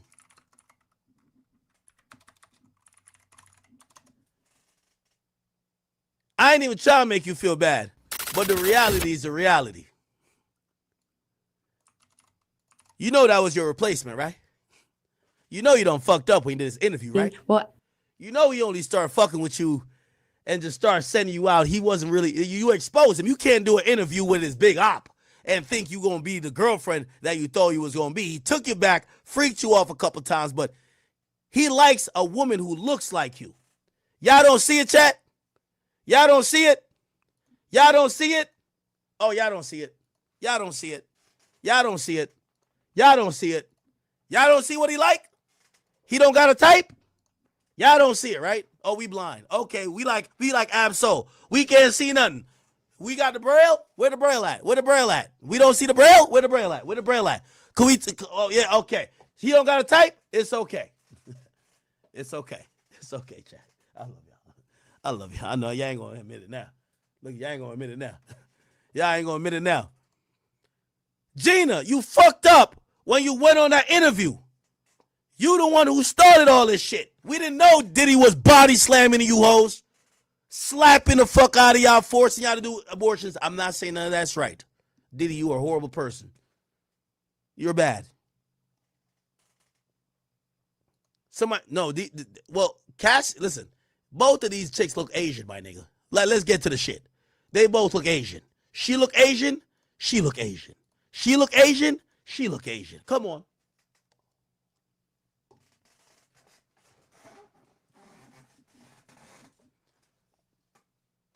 I'm on the King Academics page. Y'all tell me if I'm lying. Just say, Ack, you lying right now. We not following you. I got to shout to Unc. I got the Unc energy right now. I feel like I'm almost turning to Unc. Am I lying or not? You're not seeing the play? She snitches on this nigga in 2018. Actually, let's figure out. No, it was like 2019 or something. Diddy had to get a new roster. He likes women who looks like her. Go look at every celebrity. All of their bitches look alike. Niggas got a type. Niggas got a type. Niggas got a type. Sometimes you might have 2 or 3 types. But one of his types is this. One of his types is this. Remember I told you that. Just tell me I'm lying. Just tell me I'm lying. All right, the King Academics page saying, Act, no, I can't lie with you. You lit right now, but you're on point. Let me go to the academy. Let me see what they say. If I'm lying, tell me I'm lying. If I'm spitting facts, tell me I'm spitting facts. Let me see what they saying over there. We had the academy. Actually, I can look on the stream right here. Am I lying?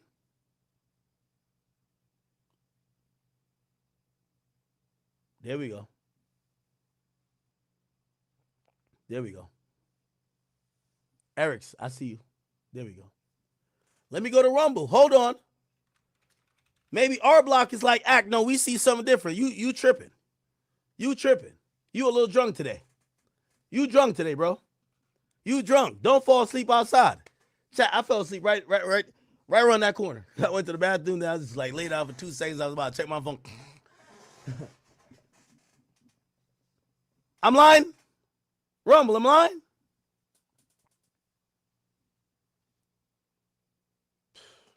See?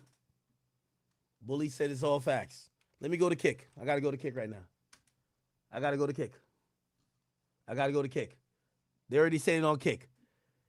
JR from BZE, he says nothing but facts. Richie Who says everybody knew that shit, man. On the real PBJ says, man, Act that plastic cup empty. Nah, it's a little bit left. It's right here. It's right here. Don't worry about it. Yo, we kicking up on Kick right now. Yo, Rumble. Y'all fell asleep. Kick chat is kicking right now. The Kick chat is kicking right now. Okay. Let's go. Now, here's the interesting thing. And memes. Grand. Chat nigga. One of y'all sent me this because I need it for the Instagram. Jane says, when OnlyFans got big, I told him I wanted to do it. Now, chat, y'all tell me why a woman who got a baby by 100 millionaire and is fucking with a billionaire wants to do OnlyFans. You tell me why. You tell me why. I don't know why. Why would that woman want to do OnlyFans? She's getting paid $20,000, not per freak off, but every time he break her off. Diddy breaking her off 20 bands a time.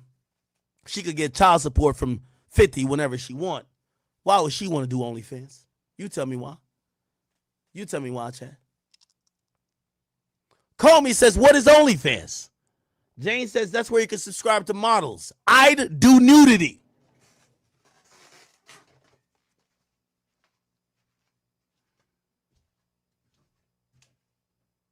Chat.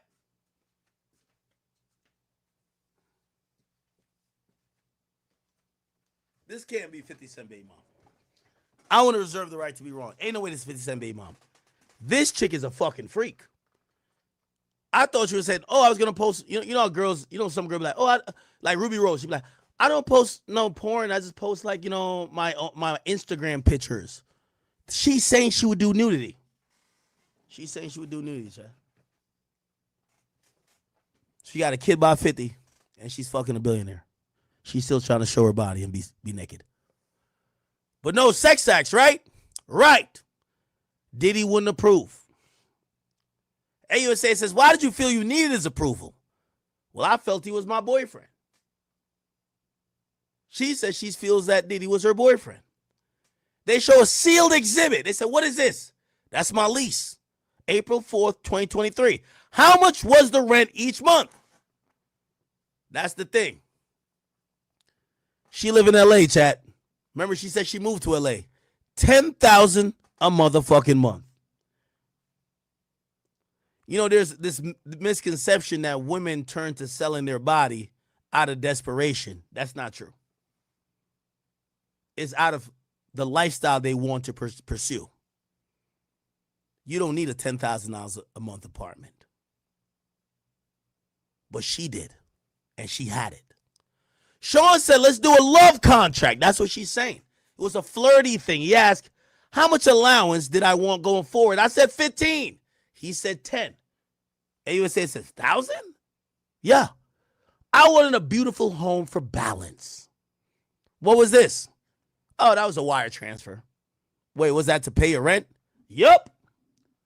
Who got you the plane tickets to fly to the hotels? His travel agent, Jess, or KK. Comey, what were the hotel suite likes? Red lights, sheet everywhere for the excessive use of baby oil. How many bottles? Objection. Just to sustain. Sustain. AUSA says, how about per night? It was over 24 bottles. Chat. It's a bottle of baby oil right here. Chat. I opened this bottle of baby. I told you a chat queen brought this and a bottle of Ciroc to me as a joke, you know, whatever, with a letter. It's just a fun joke, because we talk about shit. Yesterday, while being on stream, and I did an 8-hour stream or a 9-hour stream, and I'm, doing my thing, big act being big act. I opened the bottle a bit, and I used a little bit, and I put a little bit on my hands, and I put a little bit like in here. Y'all watched it. Look how much is left. This is how much I used. Chat. I felt the baby oil still on me 2 hours after I had to take a shower. I'm putting it in perspective. I used this amount of baby oil, and I still felt baby oil on me that I had to take a shower. Imagine per night using 24 bottles of these. 24. 24, chat. You know what 24 is, right? That's 24 bottles. Chat, I used probably 1/30 of the bottle. 1/30 of the bottle. And I felt I had to take a shower. Because it was a little bit too much. They would use 24 bottles of baby oil per night. What the fuck is going on? What the fuck is going on?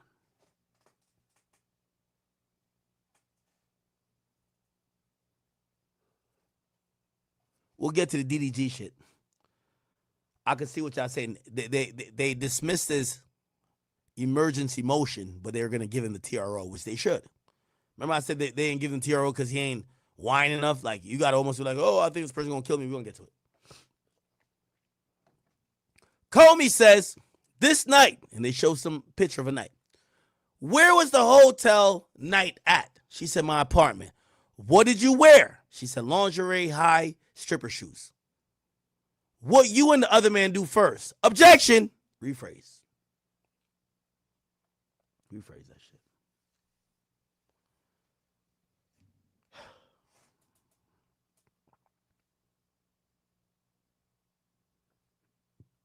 This is crazy, chat.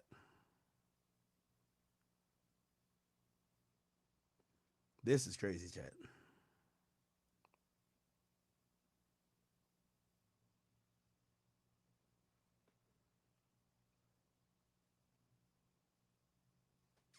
This is crazy, chat. Jane Doe is coming with the shit. Now there's going to be so many questions to ask, chat.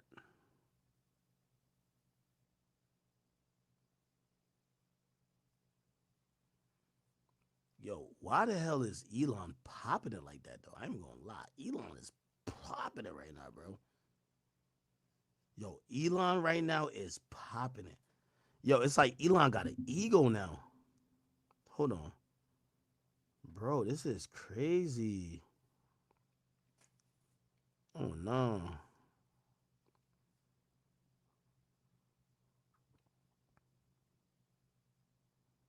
Oh, my God.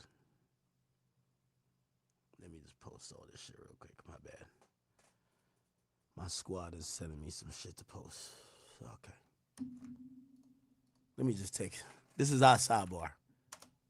This is our sidebar right here.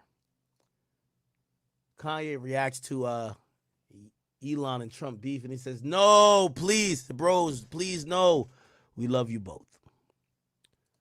Elon says, without me, Trump would have lost the election. Dems would have control over the House and Republicans, and it would be 51-49 the Senate. Such ingratitude.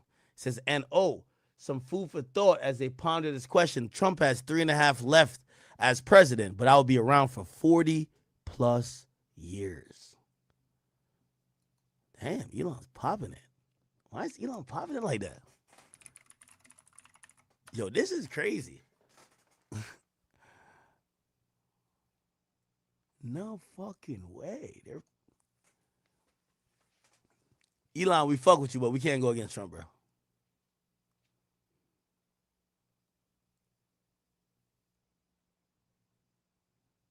Is he really dissing Trump? Here we go. I'll tell you, he's not the first. People leave my administration and they love us. And then at some point they miss it so badly, and some of them embrace it and some of them actually become hostile. I don't know what it is. It's sort of Trump derangement syndrome, I guess they call it, but we have it with others too. They leave and they wake up in the morning and the glamour's gone, the whole world is different, and they become hostile. I don't know what it is. Someday you'll write a book about it and you'll let us know. Yeah. Things are happening in this room. And I'll tell you, he's not the first. People leave my administration. So they're beefing for real.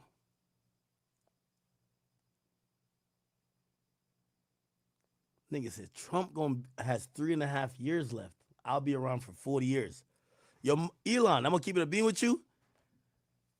Hey, Trump, whether you want to say Illuminati or not, Trump in the government now. Bruv, you sell Teslas and some Starlink shit, my nigga. And I know you got SpaceX. They'll get you the fuck out of here, my nigga. Like, I know you rich, you're the richest guy, but you're not more powerful than the United States government. Trump was rich at times, then broke a little bit, then rich at times. Trump ain't never been more powerful than when he's the president of the United States. You can't beef with that guy.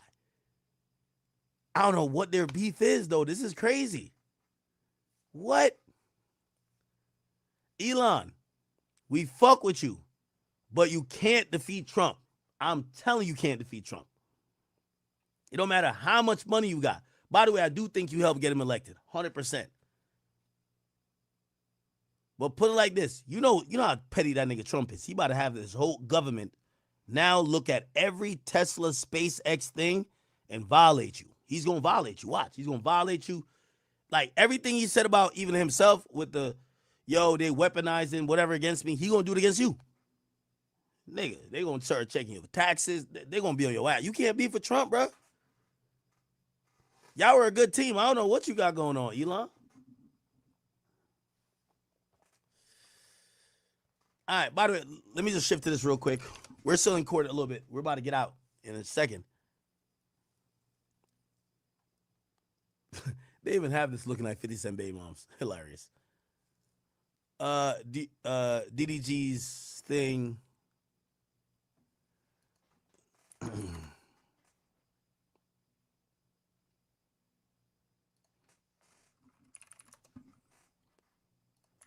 DDG granted.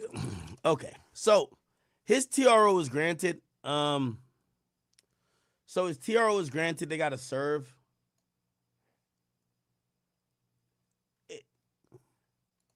It says, all right, okay. DDG attorney released the following statement to XXL, opposing the prior reports that the rapper was denied a temporary restraining order. Again, yeah, that was erroneous, but they denied his emergency motion. That's a fact. So the kid's still going to Italy. Both of them have restraining orders against each other. See, that was weird to deny. If one person says the other person shouldn't hit me up, and then the other person says, well, tell that person not to hit me up, you should grant both of their motions to figure it out. We now find out that's happened. What they have denied is that they're not going to stop the mom from bringing the kid to Italy. The court has granted Mr. Granberry a temporary restraining order based on the serious allegations set forth in the application. The issuance of this order reflects the court's findings that there is sufficient cause to provide immediate legal protection while the matters proceed. At this time, custody-related issues remain pending. So basically, and they're talking about their loss. Pending means they're not stopping Hallie from bringing the kid to Italy, and are subject to a full evidentiary hearing, which is going to be later, where both parties will have the opportunity to present claims and defenses.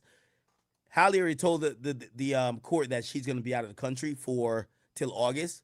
They're not going to have this hearing before August, so it's going to be after August, and that means the kid hasn't seen DDG for 2 months, and he hasn't been around the kid for 2 months, and he can't talk to her for 2 months. These are highly sensitive matters involving a minor and child, and Mr. Granberry remains committed to resolving them in a public and appropriate legal channels, not the court of public opinion.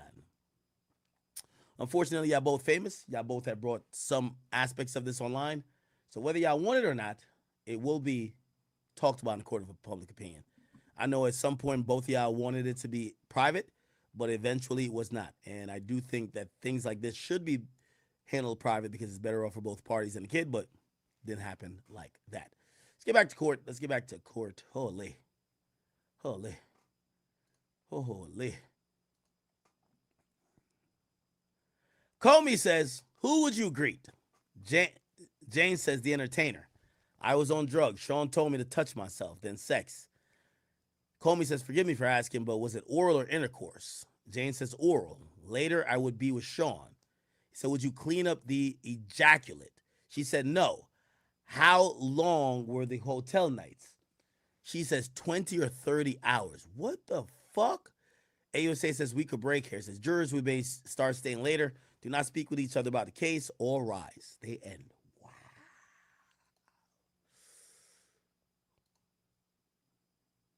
Where's Unc at? Where's Unc at? No, this is explosive, chat. This is explosive.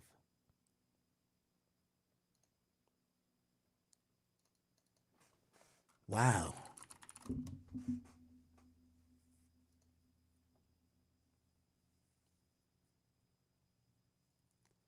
Let's look at law and crimes.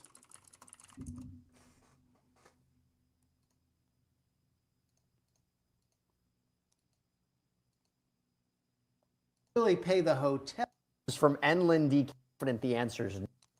Do y'all think law and crimes is biased to one side? Brought up Diddy's hotel receipts, and specifically receipts from when he had checked into the Trump hotel September 24th through September 29th of 2016, because Bryana, while on the stand, or Bonner, while she was on the stand, was saying that she believed that this date, or the date of the incident, had occurred in late September, specifically September 25th or September 26th. But as the defense pointed out towards the end of their cross-examination, Sean Combs and even Cassie, in some aspects, were over here in New York and even in New Jersey. So they brought up the Trump hotel, it was like a check-in document or a receipt, but the receipt was for Frank Black, and you saw the arrival date from September 24th of 2016 to November 29th of 2016, and then the various charges to that respective room as far as breakfast bills, which went from $344 to $1031. $107.84. So it really felt like they were showing just kind of that final receipt of being like, okay, you said that this happened on this date, but it shows that according to this receipt that Frank Black, aka Puffy, aka Diddy, aka Sean Combs, and even Cassandra Ventura, aka Cassie, were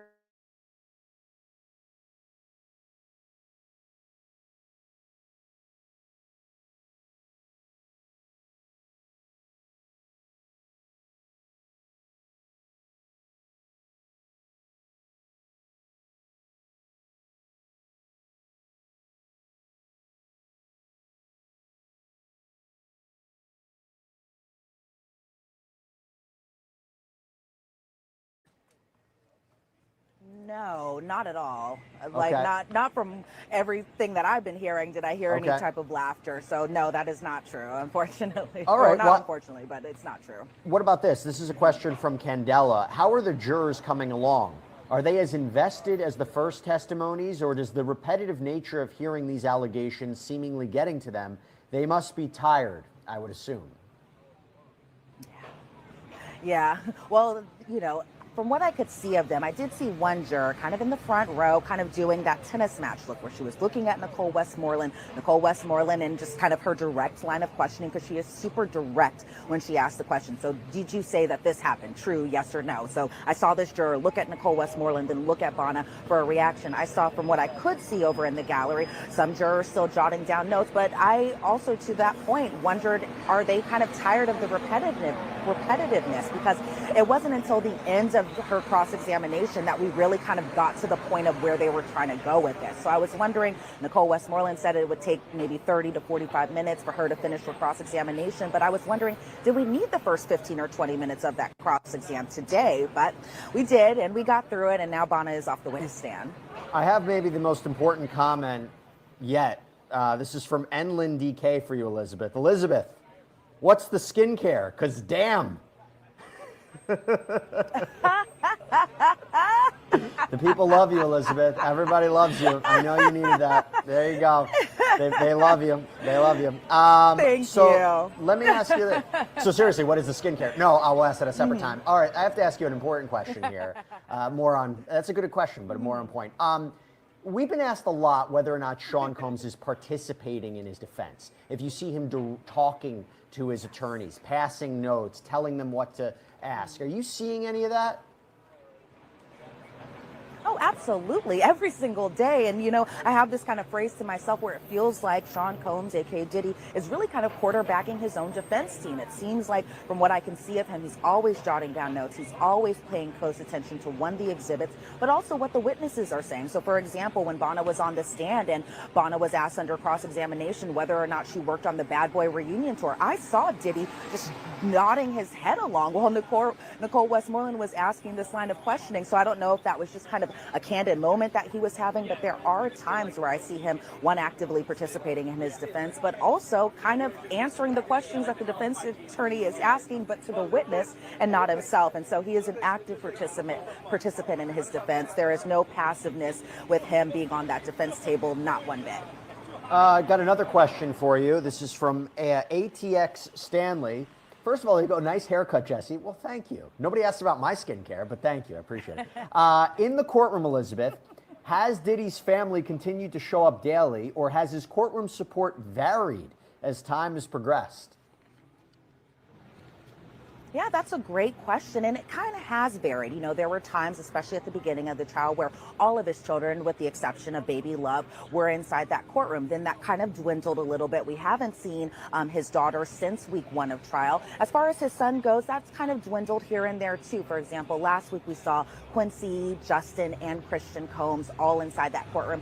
But as far as today goes, it's a different kind of lineup. Justin Combs is inside that courtroom. His mother, Janice Combs, has been inside that courtroom for most of the duration of trial so far. Haven't seen his sister Keisha since last week, but his kind of one of his biggest supporters, Char Lucci, who's also a producer. We just ran a poll on King Academics to say, is this an L for 50 Cent?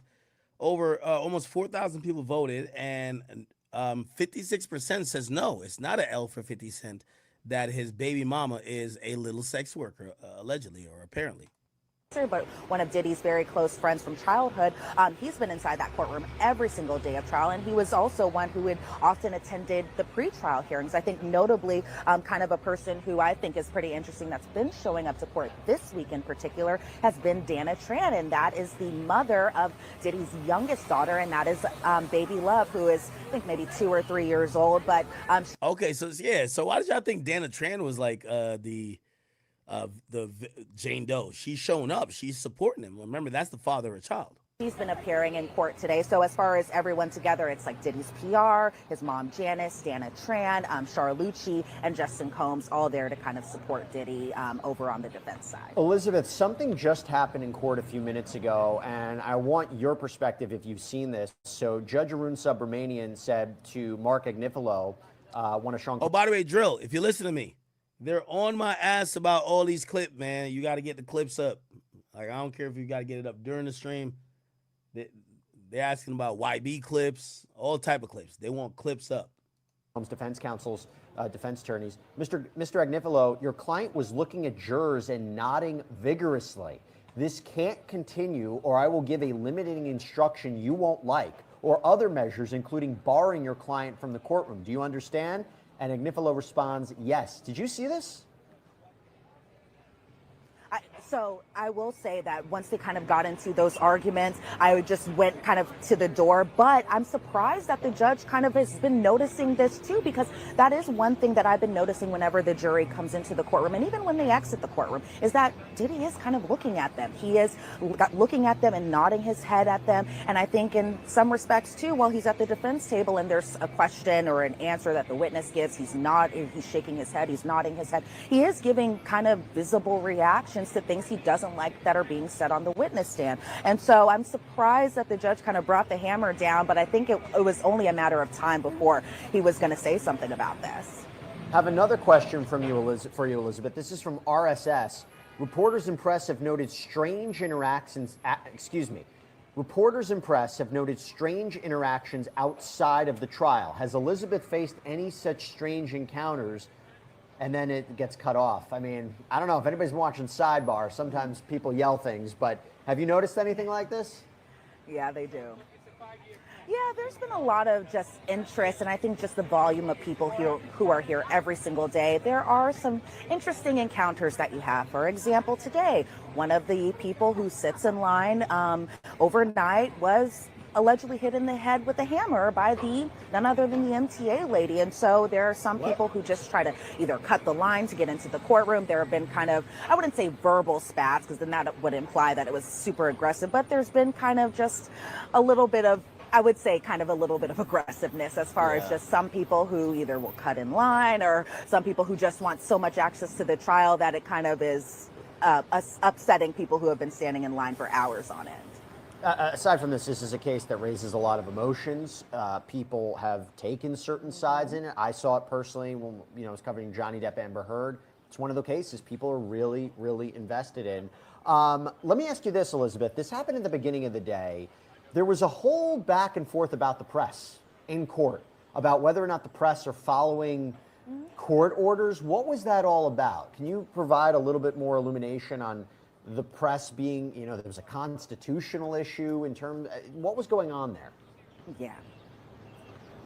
It had to do with the exhibits that Jane will be testifying to when she takes the stand next, which is very soon. So they had to do with the Jane exhibits. The press, for the most part, was concerned about not getting these exhibits because, again, for our viewers who don't know, we unfortunately are not going to be able to see the exhibits, such as photographs, such as text message exhibits, in the fashion that we normally do. Why? Because the government says there's so much redaction that needs to be done. So in these text messages, they kind of show Jane's personal information as far as concerning her family members, and as far as concerning what could be identifiable information that could possibly help release her name out into the public. And they definitely don't want that, especially after what had happened to Mia. And so the government was saying that they can release the photos and the videos that don't depict Jane, and they can easily be released, possibly even the same day. But as far as her text and those photos that do show her face, do show identifiable features, those will take a little bit more, or take a little bit longer of a time to just redact those. And so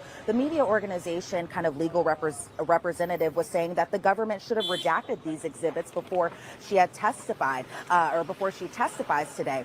The media organization also saying that the press has a right and needs to see these exhibits, and delayed access is not effective access. And so what the judge ended up ruling is that he did end up siding with the government in this part, and that the media application to see these exhibits, even if it was just certain members of the press to see these exhibits, that application was denied.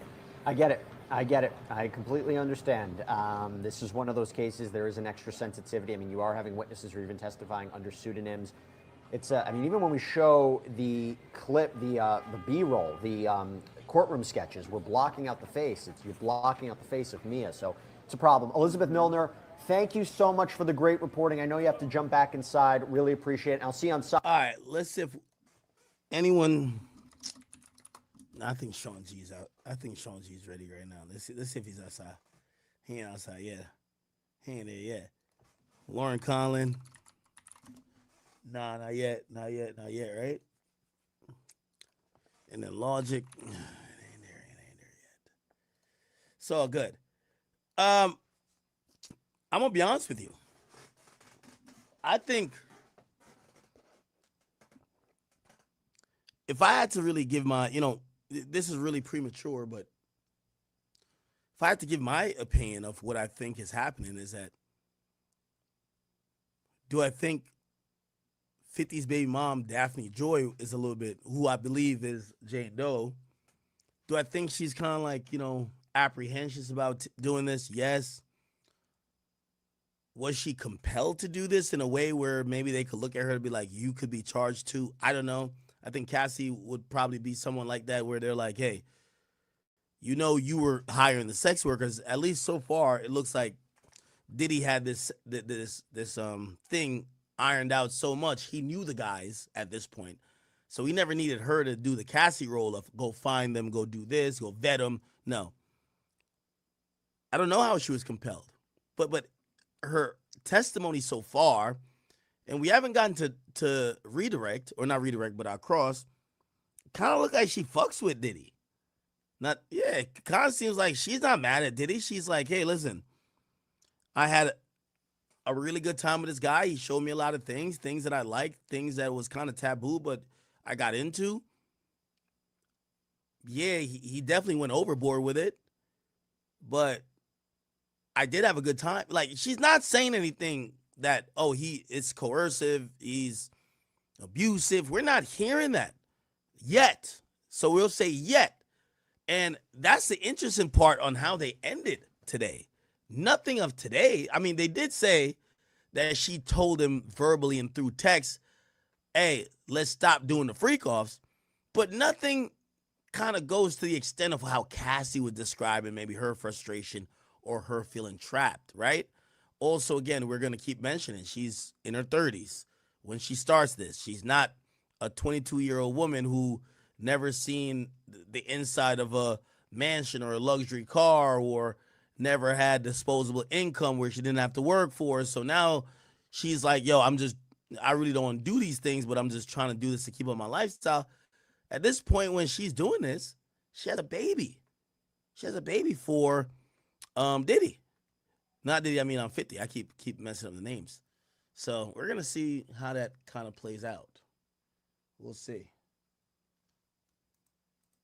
Let me look at some donations real quick. Thank you guys for all your contributions to the stream. I appreciate you. Yo, the King Academics channel is kicking, but we're kicking also on, actually it's pretty close. You want to see the views? So currently, you know what they say we got? We got 8,000 people watching on King Academics, 9,000 watching on the Academy, and then we got like 5,000 in between Kick and Rumble. All right. Let me read a couple donations and appreciate all you guys for everything you've donated. Danzel says, yo, hey, who did he say was scrapping and clawing trying to get away? What are you talking about, sir? Black Dog, thank you for the 5. Says, let's go, Ack. Davey, HBF, thank you for the 1. Lexi Luther says, Daphne Joy was leaving 50 Cent's son to go lick Diddy Tootsie Roll right after he took it out of a male worker. This is the evil world we live in. Word to Future. Luther also said, yo, 34-year-old mom taking drugs to freak off with Diddy while 50 Cent's son wonder where mommy is wild. 3 or 4s need to be stopped. Gunther's, that's Hunter, says, yo, she can't learn at 33 and Act just discovered coffee. Okay, I did only start messing with coffee this year. Okay, I get what you're saying. Luther says, Daphne ready to freak off in these courtrooms. Now threat.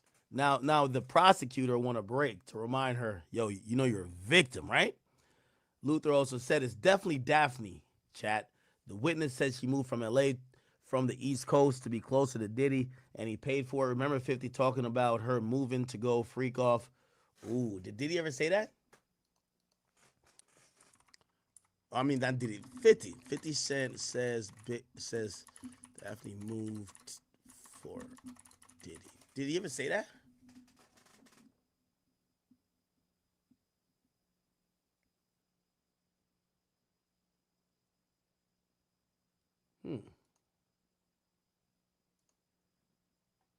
Here we go.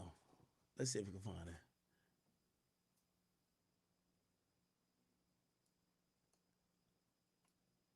Huh.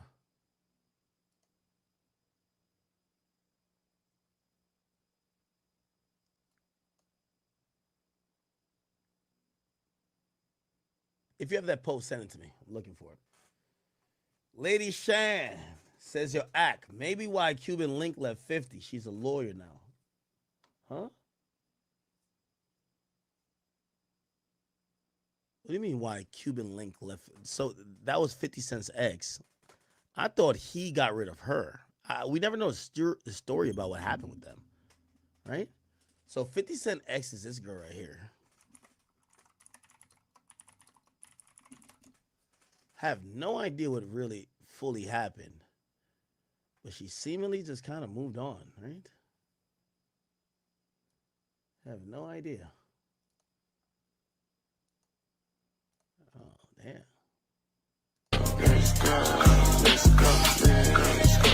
Holy. Anthony Arnold, thank you for the 5 gifted chat memberships. I appreciate you. Damn, she running like she's Serena Williams or something. Holy. I don't know what happened with that situation. Can't lie to you. Jay Bird says, yo, for a hype video, can you say, Jay Bird, where the music at, brother? Hopefully that's your promo. It's interesting.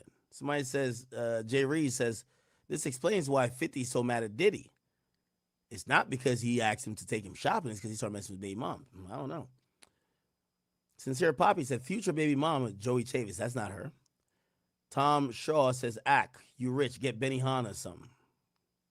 Benihana tastes better than, what did I eat today? No, I had Wendy's from earlier. Remember, we started late, so like I stopped by Wendy's. I got McDonald's coffee and then stopped by Wendy's. Did I drink my coffee? Wait, did I not drink my coffee? It's right here. I got to heat it up. Never mind. Damn, I still got my coffee here. How did I say? Oh, I started drinking early. Somebody said, Unc asked you to hit him up. Put him on stream. Yo, Unc, let's do something in person, bro. I'm in New York, too, basically. DDG and his brother get into a squabble during the custody battle. It was an L move. He wasn't threatened. Got to move smarter. Can't blame her. I guess. Ewok says, Ack, I'm on that brick mode again. Thanks. What are you talking about? Kendrick Engine says, Brent better hop out that coochie right now. He's talking about Brent Fires with Hallie. Mr. Chronicle says, in a perfect world, she could have left Halo with DDG while she's out filming. DDG could have spent quality time being the dad and both could be happy. In a perfect world. Perfectly imperfect. Thank you for the 20. He says, number 1. Appreciate you. Are we getting this Carter 6 release party? Is Carter 6 drop? When is that dropping? Huh? Let me see. Let's look. Carter 6. Wait, Carter 6 dropping tonight? I seen some shit that said Nicki Minaj was on it, and Carter 6, Lil Baby, and Nicki Minaj. Did y'all see that? Supposedly he's reuniting with Drake, Nicki Minaj, and also I heard Lil Baby's on it too. Drake and Nicki Minaj will both make an appearance on Lil Wayne's new album, which drops at midnight. While the full track list is not available, a new report from Sport Illustrated confirms several of the most high-profile collabs. The full list of features also includes MGK, Miley Cyrus, Young Thug, Andrea Bocelli, Elephant Man, Wyclef Jean, Bono, Kanye West, and as well as Kanye Wayne's own son, Cameron. I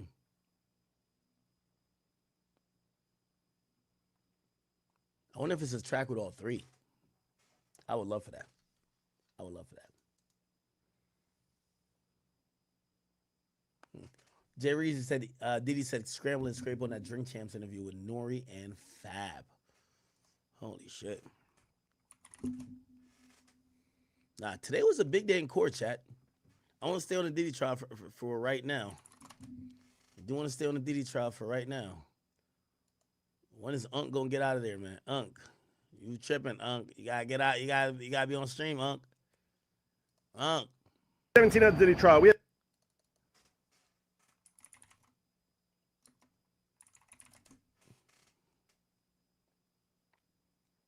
Where's the other lawyer that was covering this stuff? Hold on. Her, right here. We are on the afternoon now. Really what should happen is the prosecution, that's where the prosecution objects. The objection is called form. You object to form. Hey, T, thank you for the 10. It says, Ack, did he pay you a Billy? You not doing a freak off? Wait, if I got to fuck Cassie? I'll fuck Cassie for $1 billion. That's a fact. Now, I ain't gonna lie. The only thing with the freak off, like, I'm still Jamaican, so it's like a nigga. You heard how the Punisher described it? Diddy's walking back and forth. Like, say you on the bed, he walking back and forth, pacing, beating his dick. I ain't gonna lie. That's like anxiety, bro. Like, I don't know if I could do all that shit, bro. I ain't gonna lie.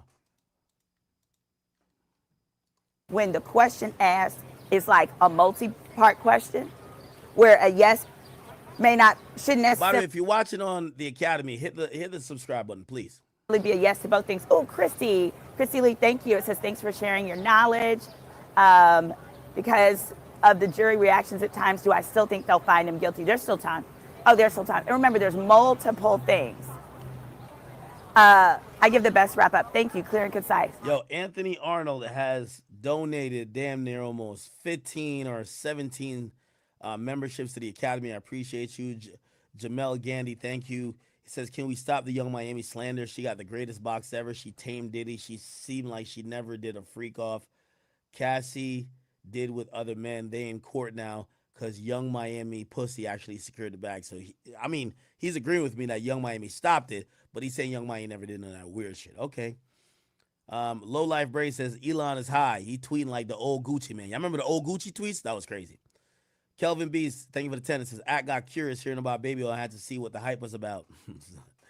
Tim D. the Barber says, yo, she looks like Cassie. You think that's when we were showing the pictures of Gina, and then we're also showing the pictures of who else? Daphne Joy. C4A says, shut the fuck up with that shouting, man. I can't even have my TV on normal level. You watching it for your TV? All right, bro, I'll calm it down for you. Bro. I got you. I love you, bro. James, he says, pure entertainment. Shadow C says, why is Elon Musk and Donald Trump beefing? I got to call, I got to call my Secret Service connects to figure this out.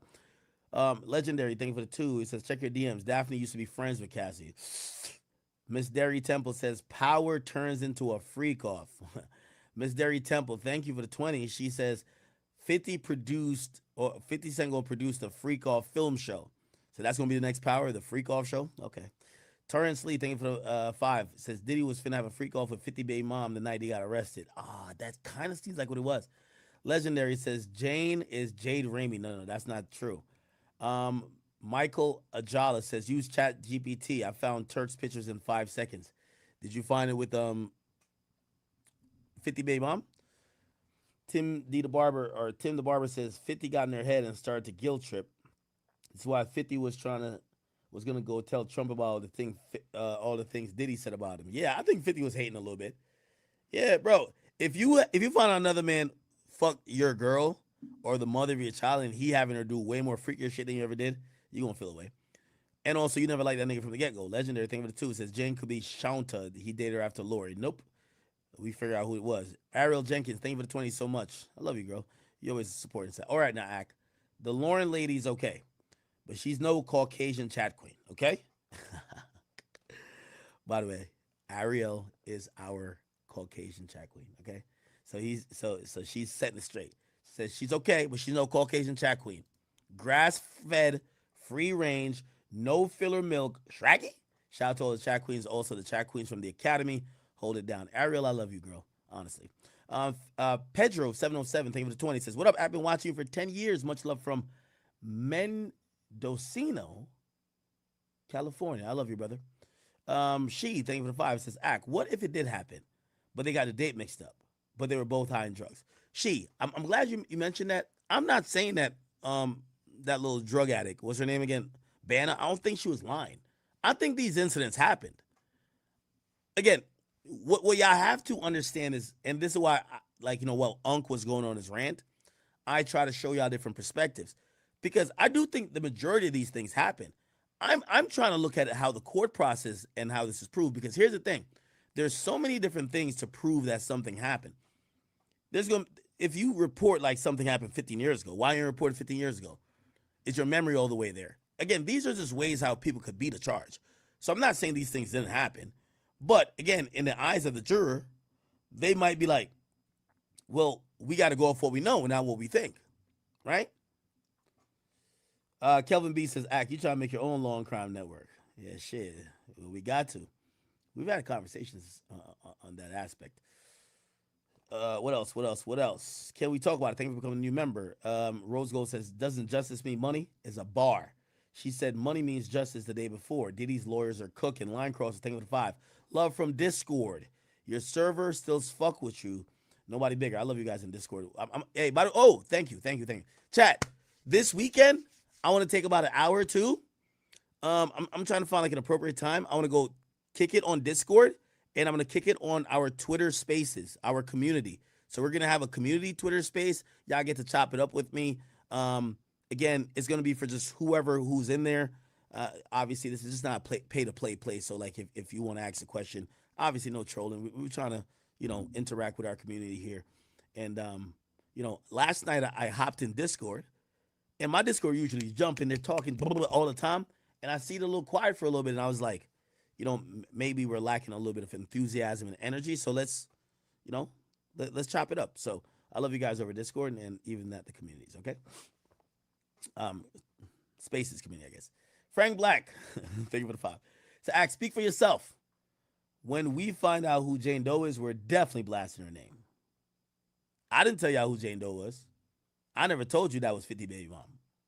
Not ever. Okay. Eric Weston, thank you for the 5. Says, Act, look up Diddy's American Idol stare.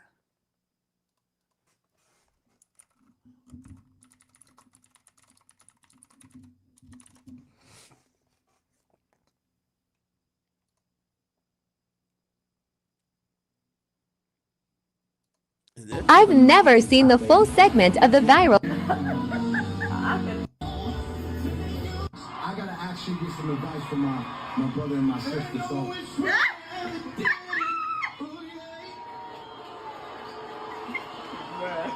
Okay, see, that's pretty low. Maybe I might be off page. I don't know. Going to be played for the jury, according to the prosecution. But we're going to start with a woman who testified today, a woman named Bryana Bongolan, and she was a good friend of Cassie's. She did some work for Diddy as a designer, but she was not a Bad Boy employee or a Sean Combs Enterprises employee. It was more like a freelance thing. But she became very good friends with Cassie, and in her testimony, she talked about some of the things she saw, and that included horrific acts of violence to Cassie, and even one very terrifying moment, she says, happened to her when Diddy showed up at Cassie's house and went after Bryana. So some of the things that she talked about, and I think this was the point of her testimony, that Diddy was always incredibly controlling of Cassie. She says after the hotel beating in 2016, she and Cassie went out to go on a shopping spree. Sort of retail therapy, I guess, is how she was describing it. And they didn't tell Diddy where they were going. He was calling at some point while they were shopping, she said. And when they got home, he not only chastised Cassie for going on the shopping trip, but produced a list of all the places they had been. Wow. So I don't know if she made it clear whether this was just by tracking her electronically or if he had someone following, but he knew everywhere that they had been. That's scary. Right. And then there was the moment, and by the way, Bryana is someone, and this came up while she was on the stand, she has filed a civil lawsuit against Diddy. That involves this moment that she testified about today when she ended up with her life on the line, the way she describes it. So that incident that she described on the stand today, it was actually also mentioned in Cassie's November 2023 lawsuit, the dangling off of the balcony. And so she testified today that what happened was she was sleeping on Cassie's couch with her now ex-girlfriend, and she heard banging on the door. She hid her ex-girlfriend in the bathroom to kind of, keep her in safety because she had seen violence with Cassie and Diddy in the past. and that Diddy, she went out to the balcony to appear casual and started smoking a blunt, and then Diddy came up behind her. Bongolan is 5 foot tall, by the way, and he took her up by her armpits and put her on the railing, and her feet were dangling off, and he was yelling at her, "Do you know what the bleep you did?" And she was like, "I don't know what the bleep I did." And he was holding her there for about 15 seconds and then threw her into some balcony furniture, and then Cassie came out and was like, "What the hell are you doing?" And then Diddy left. Yeah. So, look, you may hear that story, and some people are going to react and go, okay, that is horrific. And we have heard all of these stories about him being an abusive boyfriend. Right. No question about that. How does it connect to the case? So here's how I think they're trying to connect it, Charles, because you're right. This isn't perfectly, I'm forcing her into a freak off in these moments, but they're painting a global picture of Diddy as controlling all aspects of Cassie's life, including forcing her into those freak offs by tracking her whereabouts and saying, I know you were here, here, and here, by going to her friend's house and holding the friend over a balcony. It creates this sort of environment of terror. Now, the one instance they have is when he showed her on the plane, this is a sex tape, and then later on said, I want a freak off. That connects perfectly. That says, if you don't have this freak off, I'm going to release a sex tape. But the rest of the picture is more generalized, just control and force and a sort of oppressive environment that Cassie had to deal with, which included the freak offs. Whether it works with the jury to paint that generalized picture, unclear, but that's the picture they're painting. I think it does. I think it helps explain some of the loving text messages that we saw Cassie send to Diddy. I mean, you could just imagine if somebody was watching your every move and there was this constant threat of violence where you might say anything, that you possibly could to get on somebody's good side. I think it's very impactful testimony. I mean, I'm not sure if you find if the jury wants to look specifically at the charges and the charge says, well, he had to, Diddy had to have done this with force pertaining strictly to the freak-offs, then you're just not there. But I don't think, I mean, Jamie, and look, I'm sure that the prosecutor is going to have to, put a nice ribbon on this for the jury at the end here when they make their closing statement. But it's 2 counts of sex trafficking by force, fraud, or coercion. Sex trafficking. So, Jamie, I get why you're interpreting that as it's fraud, it's force, fraud, or coercion for the freak-offs, but that's not the count. That's not the charge. It's sex trafficking by the force or coercion. So I know, if he's doing all these things and she feels like I have to do what he says, then that's how you get to the sex trafficking, even though it's not the direct, like standing over her during a freak-off.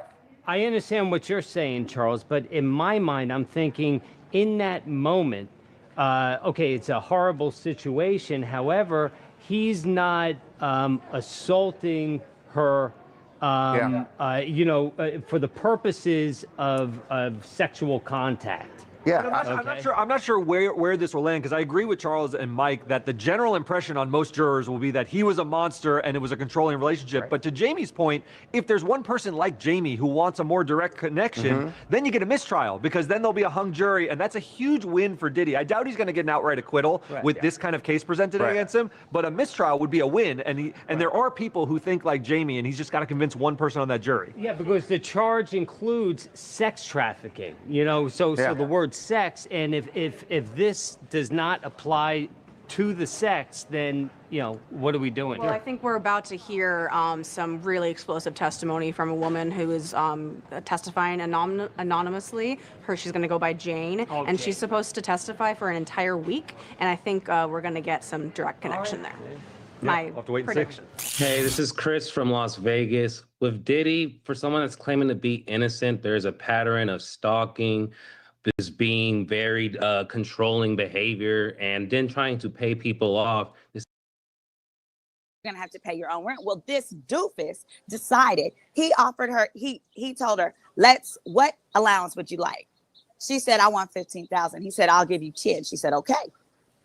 Do you know this doofus? Mind you, she already said. Real, I love you, girl. Honestly. Pedro 707, thank you for the 20, says, what?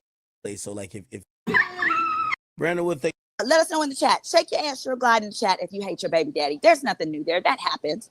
But if you hate your baby daddy and you got the opportunity to get a $10,000 a month allowance from someone, I think it'd be a more responsible thing as a mother to say, all right, maybe I'm going to take $5,000, get me a nice place in LA, and take the rest and put it away for a lonely day. Maybe I need to hire a lawyer. Maybe I get into it with my baby daddy. I hate him. I don't want to be dependent on him. She wanted to do every fucking thing but work.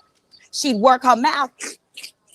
She'd work her mouth. What? But she didn't want to get up and get a job. I'm talking about this lady on the stand who pissed me off today because she is really making true S-traffic women and women who got knocked in the head and knocked in between the wash and dryer like Cassie did look like they're not true victims. Buy a house, $10,000 a month. Buy a house. Why are you leasing anything, you doofus?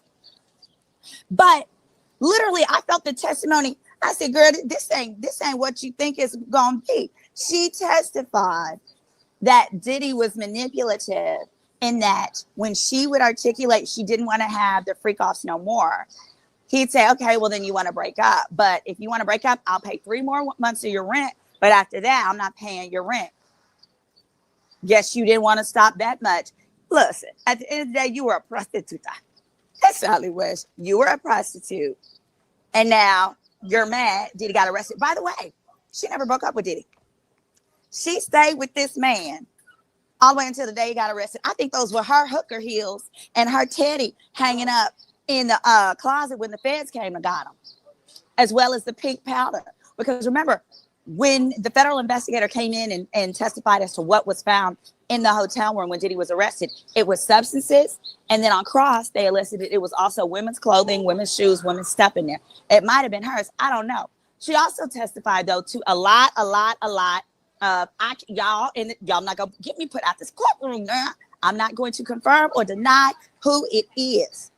All I can go by is the testimony that was elicited because that testimony is it's a public transfer, public record. But here's what I tell you.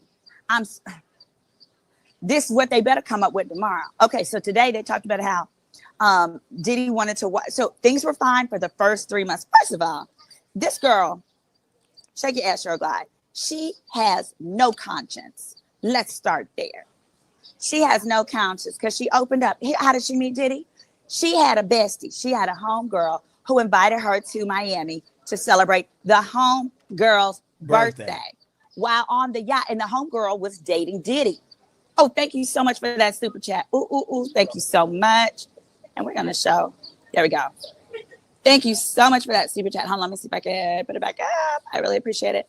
I'm doing this from my phone. Oh, yeah. Thank you, Tamiko. It says somebody is doing too much on IG. I'm going to What's he doing on IG then? Girl, what's he doing on IG? I'm not speaking to him. I'm curious. What's he doing on IG, y'all? Thank you so much for this super chat. By the way, y'all remember, the super chat is going to the panty fund. I'm so grateful. You guys helped me. I've been here longer than expected. I ran out of draws, so I had to buy a 5-pack. I bought a 5-pack from the TJ Maxx. I got it on sale too, $2 off. Anyway, hold on. There's the police moving the gates. You know, they always want somebody move. Here we go. All right. Go for it.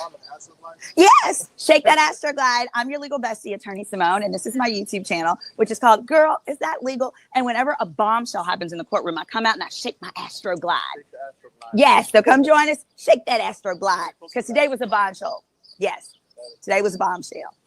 I need a photo of that. Oh yeah, hold on. Somebody, this photographer wants a picture of the Astroglide, like Vanna Black. Here we go.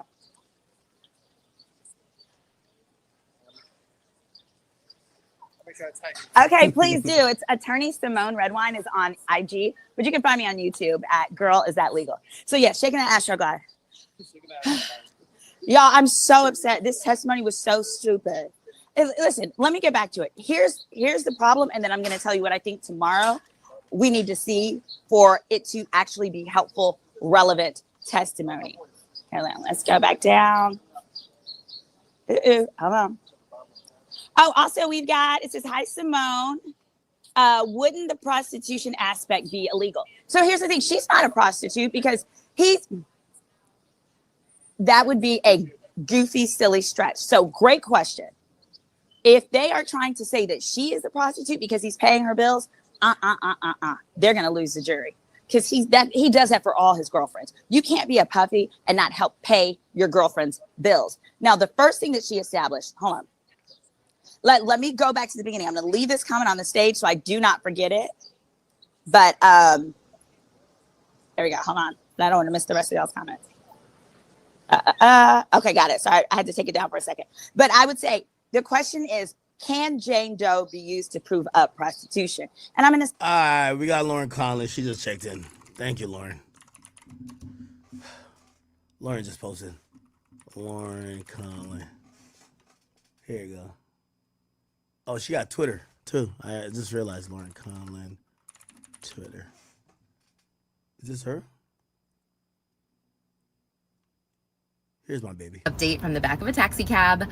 Now, before we got started, Diddy's defense team got briefly scolded because apparently Diddy was staring at the jury and nodding his head in agreement when Nicole Westmoreland was cross-examining Bryana Bongolan, and the judge just kind of gave Mark Agnifilo a very stern warning saying, you know, if he does this again, he's gonna be kicked out of the courtroom. So there was that.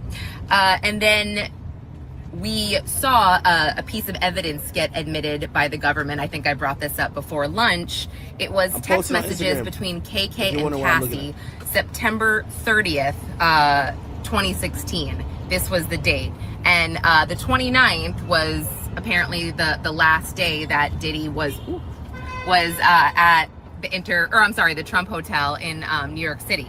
And the text message started by saying, hey, I just found out some crazy shit. And then, you know, she told Christina what happened, and Christina Coram said, what? No way, seriously? And then Cassie said, you know, I have to stay away. So we saw those text messages, and, you know, we've heard multiple accounts if Cassie saw the balcony dangling incident or not. Even Cassie herself kind of ended her testimony with, I saw what I saw, and I'm still not really certain as to what that is exactly, but here we are. And then we heard from Enrique Santos. He is part of the U.S. Attorney's Office, the investigative unit. He performs forensics on electronics, and he extracted 3 cell phones of Cassie's. He talked about how certain data is extracted and why deleted data might look different again when we're seeing it on the screen through text messages and whatnot. And he kind of talked about how this data is the deleted data, most of it was coming from WhatsApp, and so Cassie's name was missing, the reason it was missing. And yeah, emojis aren't always included in the data that we're seeing when it's extracted, because it doesn't support, or the emojis aren't supported in PDFs. And there was a very brief cross-examination by Tenny Garagos, and she just kind of talked about how, or she wanted to reiterate that most of the data on these phones that he extracted was deleted. Oh, and then she asked about, I guess he said that there was 1 or 2 capture dates, and he had said, you know, this is probably accurate. And she just brought up, you know, you said these capture dates and these text messages that we saw, or examples of, you said it's probably accurate. You know, why is it not 100% accurate? What does this mean? And he just said, you know, he speaks in probability, not in absolute, because he wasn't there to capture the actual data. However, what we're seeing, the capture data on screen, is mostly accurate. So that was that. And then we heard the direct testimony of Jane Doe, which of course is not finished, but Maureen Comey was questioning her, and she grew up in California. She said that she finished junior college and then worked at various restaurants and did modeling. And when she met Diddy, she was a content creator getting paid for certain social media posts and whatnot. And she met him because one of her friends was seeing Diddy, and she met him in 2020. And Diddy had paid for this girls' trip to Miami for her and her friends. And she said they kind of clicked, but nothing really happened because her friend was seeing him, and they exchanged numbers, and he was texting her, and she didn't really show an interest in him, she said, until her friend got engaged and moved overseas. And this was maybe a few months later, because she said she met him, I believe, in September or October of 2020. And she actually said when they exchanged numbers, they called each other Bert and Ernie. And actually, Maureen Comey said, you know, do you know who this is? When she first got on the stand, and there was a picture of Diddy on the screen, and she said, yes, Sean Combs. And this goes for every witness. And she said, do you know him by any other name? And or did you call him any other name? And all the other witnesses are like Puff, you know, Diddy, Puff Daddy. And she said Schnookums, Ernie, and it was a moment. I was like, oh, okay. So anyway, so yo, chat. Yeah, I think I can't call Lauren Schnookums, right? So she described this first girls trip in Miami as, you know, Diddy took them on yachts. He had movie night at his house. They went to, you know, great dinners, and it was great. And then they kept in touch. And then eventually she said in January 2021, she eventually decided to meet up with him again in Miami. He offered to get her a hotel. And she said their first date lasted pretty much 5 days. And she had disclosed to him on this first date that she dated someone that was very close to him, but they broke up in 2015, and that her baby daddy and Diddy did not get along. And apparently he was fine with all of that. And she just describes like this crazy love story. She was very in love with him. And again, I'm just telling you what we heard today, so nobody get mad at me for any of this testimony and whatever. But yeah, she said that they watched the sunset, they went for a walk on the beach, and it was wonderful. And then a month later, she said she told him it was her birthday, and he planned this trip for her in Turks and Caicos and then the Bahamas. She said they took his private jet, and it was amazing.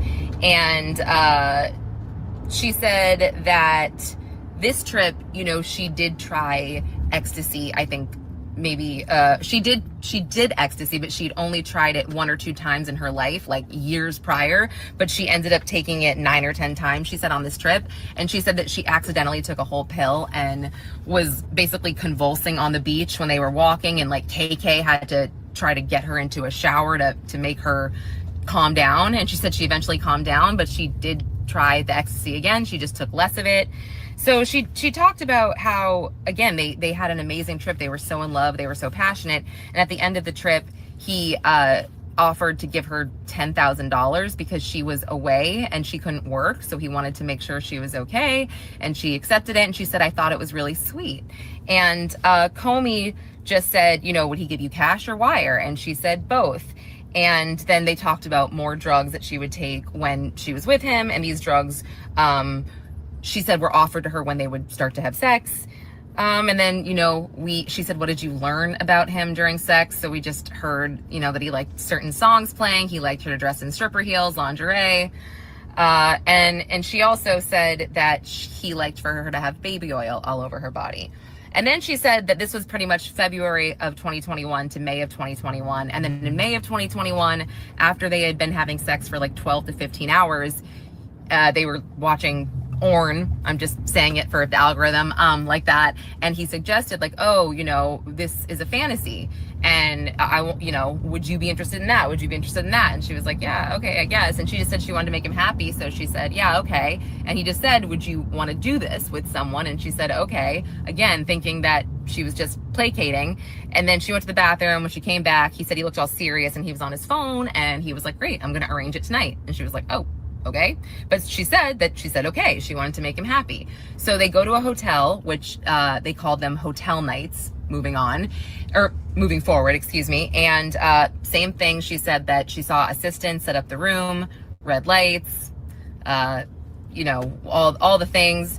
And he knew someone named Dawn. He talked to someone named Dawn that was coming. She later found out he was from Cowboys and Angels. And she described what they did, very similar to what we've heard before. And she actually said that after that, she felt exhilarated and excited. You know, she made him happy because Diddy seemed so happy. And, you know, she said that she thought it was a one-time thing. And it turns out that it wasn't, because he suggested they do it shortly again after that. She said, okay, she'll do it. And again. And then she pretty much said that after that, she she would sort of suggest that she didn't want to do it anymore, but he would be dismissive of her and just be like, okay, whatever. And then at a certain point, he started paying for her house. And she didn't really do much of anything else, except she described like always being on call for him. So she always had to like look perfect. She talked about working out all the time, getting her nails done, her hair. And she said that he would say, well, okay, you don't want to do this like type of thing, fine. Do you need 3 more months in the house? Because I'm not going to pay for someone's house that I'm not with, or something like that. So she said she felt obligated to do this. And she said she felt frustrated and obligated. And at one point, because she couldn't work, she brought up OnlyFans, doing OnlyFans, and said her friend made $4 million. And he was like dismissive of that, I guess. And she felt like Of course, he's rich. Yeah, your friend's a whore. She made $4 million. Fuck out of here. Needed his permission because he was her boyfriend. These are her words. There was an email pulled up between her landlord and someone from Diddy's team paying the wire and her, so we could see that he paid the rent. But I want to point out, I will not be at court tomorrow, so I will try my best for another update. Okay. Yeah, me and Lauren, we kicking it tomorrow, Chad. I ain't gonna lie to you. She put a... I'm sorry, Chad. Anyway. Okay, let's see what... I know Sean G gotta be live. Where he at? I know he gotta be live. He ain't live? Unc not live? All right, Logic gonna be live. Or not. He's gonna have a video. Let's see. No, not yet. Okay, back to Shreddy. More facts. Tomorrow, what I was anticipating is, we all know her baby daddy is Diddy's arch nemesis, right? Or she said in court, they don't get along, and they had like it's very well known that they don't get along. I'll say that. Therefore, if there is testimony that's elicited that says, for example, that Diddy took the X tapes, right, from their hotel nights and was threatening to show it to her baby daddy, then we're cooking. That's coercion.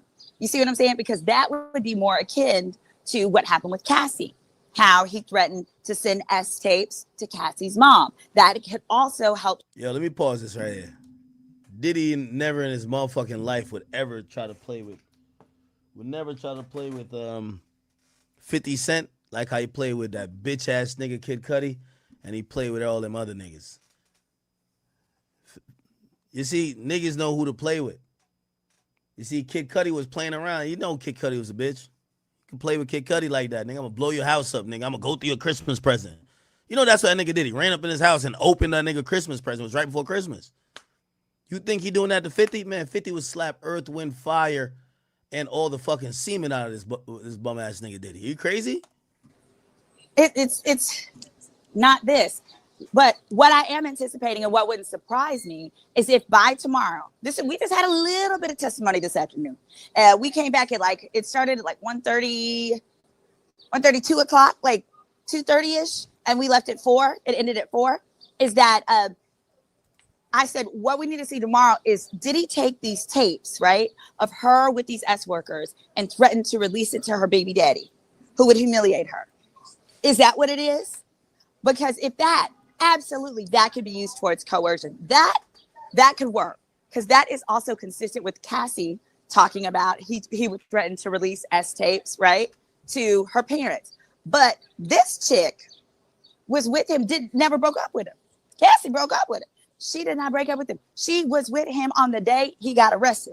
Let me tell you. So this is why I think when they get to cross-examination, my concern is that Brian Steele or Nicole Westmoreland or anybody on the defense is going to tear her butt up. It's going to tear her a new butthole. Here's why. Hold on. I want to thank you guys for these super chats. Okay, yeah. So I think we did this one. Wouldn't prostitute? It could be prostitution, but prostitution is going to be a stretch when it's your girlfriend and you're giving her money. I don't think with this kind of jury, with those hardworking everyday people on that jury, that ain't what you want. You don't want to get them turned off, and you don't want them to make them feel like, oh, this is just complete ridiculous waste of time, and that the government is just up here overcharging. It says, I'm glad you got your panties. Oh yeah, love your coverage. Keep doing what you're doing. Thank you. Got that one. And all right, let's go back to the lives. It says, why are you shaming the victim? Because I don't believe that she's a victim. Not yet. They have not presented her being a victim of anything. So if you disagree with me, you are welcome to. Let's talk about it. Put it in the comments. But as of now, what they haven't showed me was a victim. What they showed me is a woman who was a professional baby mama who doesn't want to work. And hey, that's a lot of these bitches in the industry. Let's keep it a bean, chat. I'm a little drunk, so I can't even really just give it buttoned up for y'all. I gotta call it what it is. I gotta call the bitches the bitches, bro. I'm sorry. A lot of these bitches out here, they don't want to work. Professional non-workers. You feel me? The only work they'll do is sex. That's the thing I will say about a black woman. You start saying too much weird shit, they're like, hold on now, nigga. You stop that fuck shit. With a little non-ethnic, whatever, you kind of say that women are so free to give up. He copped the sweatpants. Evidence that DNA, God Department, LA. All your chicks. Ways because she enjoyed making him happy and she enjoyed Let me get another Coca-Cola. allowance. That is not, what is she a victim of? I'll wait. I will wait. That's exactly what I'm waiting for, is evidence of her being a victim of something. She's not even a victim of prostitution. I actually don't believe that prostitutes are victims because prostitutes are willing persons. The difference between a prostitute and an S worker is that an S worker is doing it due to threats or coercion. So S working is not voluntary. Prostitution is. That's the distinction there. OJ. So we can respectfully disagree. I appreciate respectful discourse, and you were being respectful in my chat. So welcome and thank you, Simone. I feel like. Okay, where is Unc? Unc, we need to make sense of this, Unc. We need Unc to make sense of this. Is Unc not here? Unc is here. No eyewitnesses. Unc is here. Puffy was at Kid Cudi's house. The LA cop that said he came up the street and saw the black Escalade leave. He don't put out APB. Be on the lookout. He don't pull over the Escalade that Puffy is supposedly in with a firearm. He say he just let it go. Come to find out, the street Kid Cudi live on is a cul-de-sac, meaning ain't no other outlet. So you gonna see this Escalade twice and not pull it over.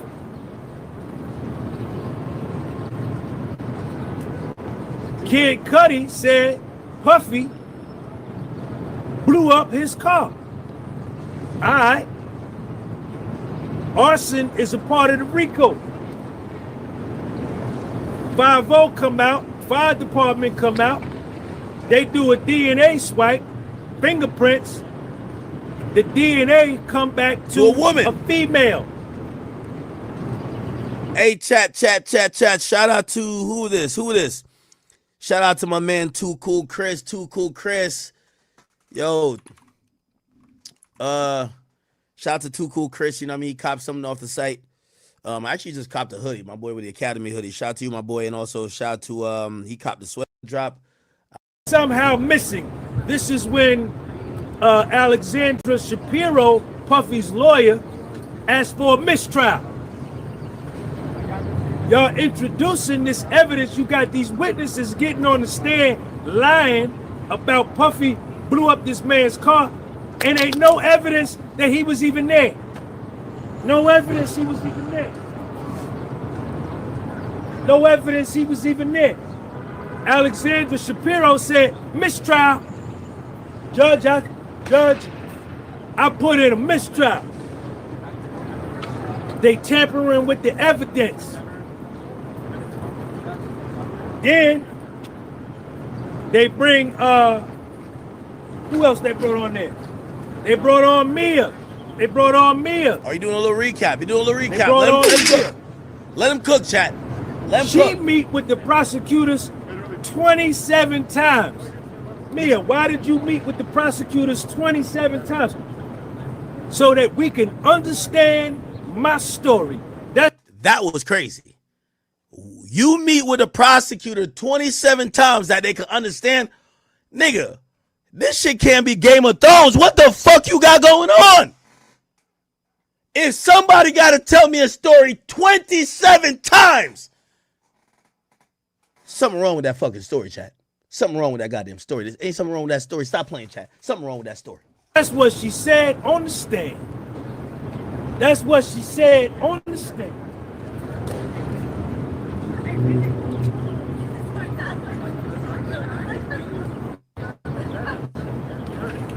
She sued Puff for $10 million. Dawn Rashad sued Puff for $6.4 million. Then they brought this girl up here today. Well, they brought up there yesterday, Bryana Bongolan. She tell this whole elaborate Santa Claus, Easter Bunny, Woody Woodpecker, Bugs Bunny story that Puffy hung her over the balcony, brought her back. She said on the stand, she fought her way back. That's what she told prosecutors. She met with federal prosecutors 7 times before the trial. She met with them yesterday, probably met with them today, met with them Wednesday, Tuesday, met with them every day this week before court. Cassie texted her yesterday before court. Deontay texted her yesterday before court. Hey, Deontay, hey, girl. Hey, girl.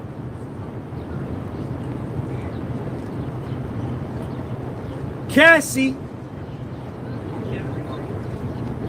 and Bryana, they just ain't platonic friends. They more than that. They more than that. Because Bryana only like women. She don't like dudes. She ain't attracted to dudes. She don't want, she got girlfriends. She like, you know what I'm saying? That's her thing. What's happening, baby? What up, brother? I see you.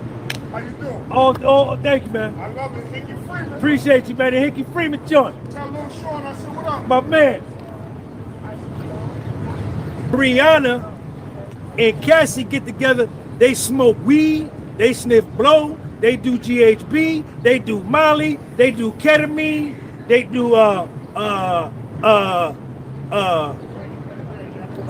Cocoa Puffs. Yo, chat, what's Cocoa Puffs? I gotta put me on game. I want some Cocoa Puffs. I want some Cocoa Puffs right now, chat. I'm on Amazon. I need some Cocoa Puffs. That's cereal, right? Like you put cereal like Cocoa Puffs. You put cereal with the fucking drugs? How'd that work?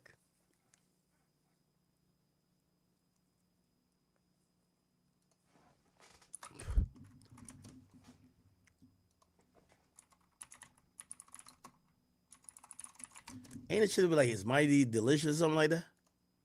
To keep me from going cuckoo for the great chocolatey taste of Cocoa Puffs, I'm going to ride up and down this elevator all day. That's Cocoa Girl up here. Cook chat. For a mistrial.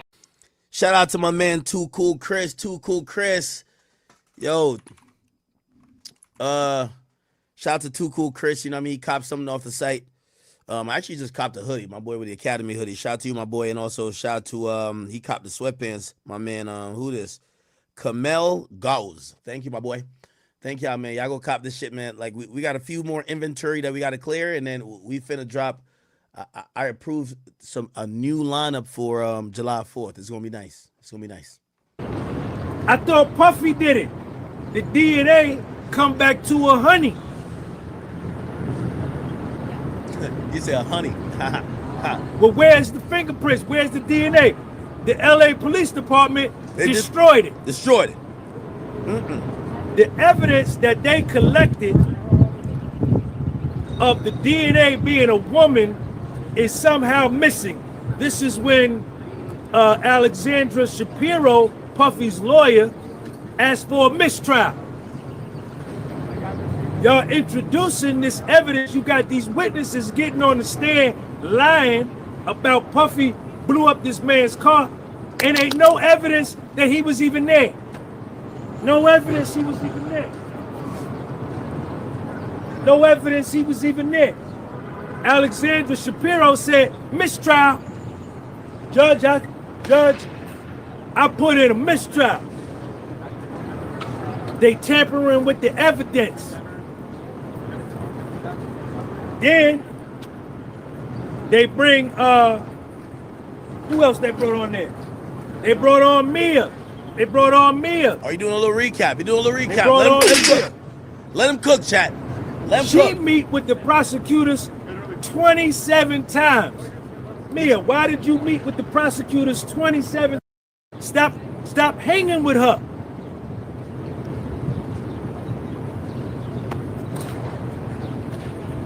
Bryana get on the stand and she tell this big Jiminy Cricket leprechaun story, Easter Bunny, Santa Claus down the chimney on Christmas Day, Puffy. Like, this is kind of crazy to me. Man, don't sit on the bed at night. No. In the court. Okay. Bryana get on the stand and she tell this big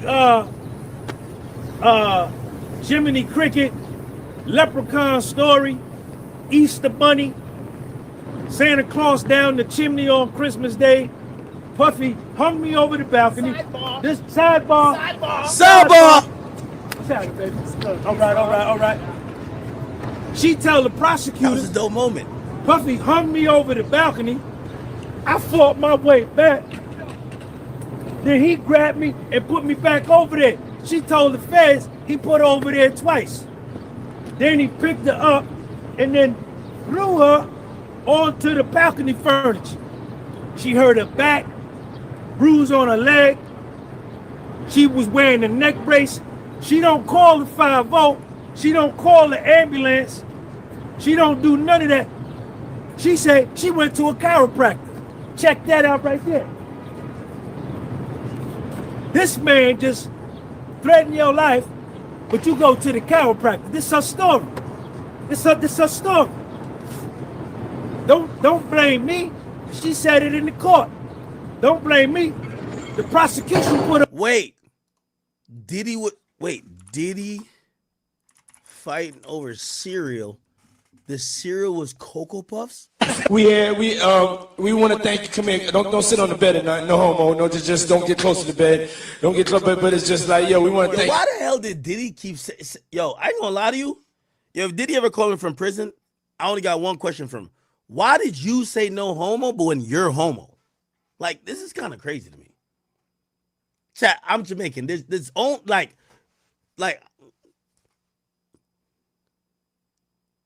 Why is Diddy like denying being gay so bad?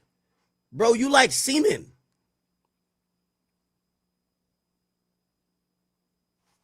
Whatever. Thank you for hosting the thing, man. It's been a pleasure. You didn't have to do it and you did it. No. I definitely didn't have to do it. I definitely didn't have to. First and foremost, I'm not getting in the bed. Shout out to him and what he did. I'm just gonna, if we can, let's just put the camera a little this way, just so we're not. I don't want my shot to even I don't want it to come close to the bed at all. I should look like he fresh off a goddamn plane. I should. Fresh off the garden stage. That's my brother right here from day one. We used to wake up and, pause, but like just how. Back in the days when he was like 10 and I was a little bit older, his 10. Older brother, we used to fight over the Frosted Flakes. You know what I'm saying? It went from Frosted Flakes to Cocoa Puffs. Yeah, these things don't got no taste. Frosted Flakes taste way better than Cocoa Puffs. I don't know what these things got going on. Put her on the stand. Prosecution put her on the stand. She go to the chiropractor. The chiropractor say, "Who did this to you?" She said, "I ain't tell him. I just paid and left, and I got a neck brace." Nicole Westmoreland said, "Yeah, but next week, the following week, you and Puff, you was at one of Puff's shows. He let you come backstage. You in the dressing room. You got front row seats. And Bryana, you took a picture at the concert. You took a picture with the neck brace on. Click. And then after you took the selfie, you took the neck brace off and went back chilling with Puff. Yo, true story. True story. This is what the government, this is what the prosecution's witnessed. The prosecution, under its own volition, under its own choice, with its own judgment, with its own decision making, on its own choice, chose to put Bryana on the stand. Yes, they did. Yes, they did. Yes, they did. Yes, they did. Yes, they did. And Nicole Westmoreland said, Nicole Westmoreland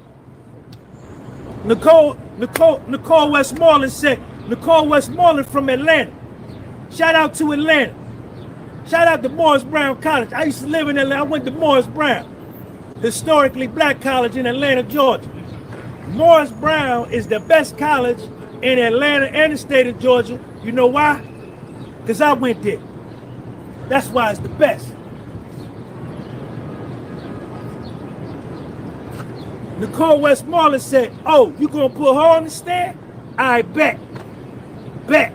I'm with that. Nicole Westmoreland said, yeah, I'm with that.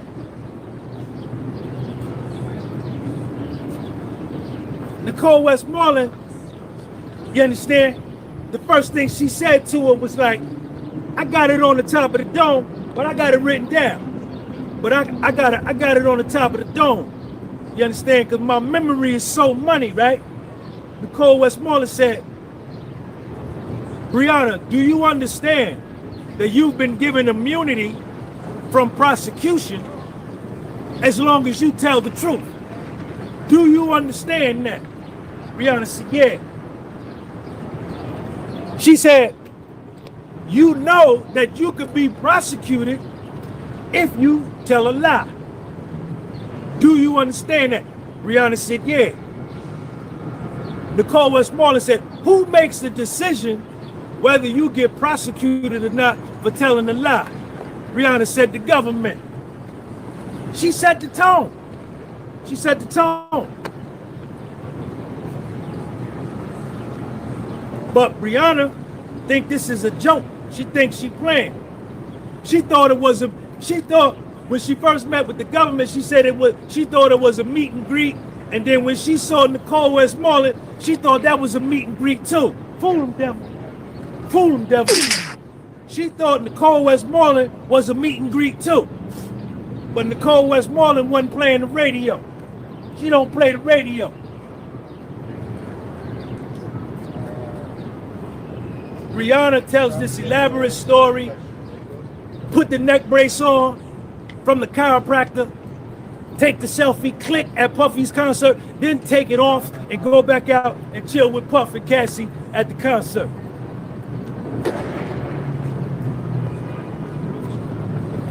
After Puffy dangled her over the balcony twice, 2 weeks later, her and Puffy sitting down smoking the blunt. Her and Puffy smoking weed together after that. Nicole is like, why this man did this to your life, threatened your life, but you going to his concerts, you smoking weed with him. Why are you still going around him? And you met with Puffy again at Cassie's crib at the same place where the balcony was. And you went back to the same apartment where the balcony is. You wasn't scared?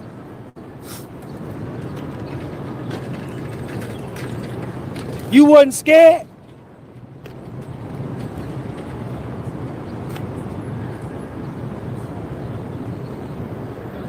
Come to find out. Y'all stay right there. Don't go nowhere. Let me get my stuff right here. My phone over there. Stay right there. Hold on. All right, goddamn. My boy Sean G. Now, he getting right, though. Hold on, chill. Let him cook. Bryana. Actually, I'm going to skip forward because I want to hear him talk about Jane Doe. Here we Bring go. her over the balcony. Oh, we still didn't get to Jane Doe yet? Jane Doe, the fuck? Bryana's a liar. She's making shit up. We want to get to Jane Doe. Jane Doe is 50 Cent baby mama, and she's over here doing freak offs. We want to know what's really going on. Sean G, get to it, bro. Y'all got to give me 500 thumbs up, man. Y'all got to give me 500 thumbs up. I got 377. Double tap that screen, give it a thumbs up. Let's put it on 500.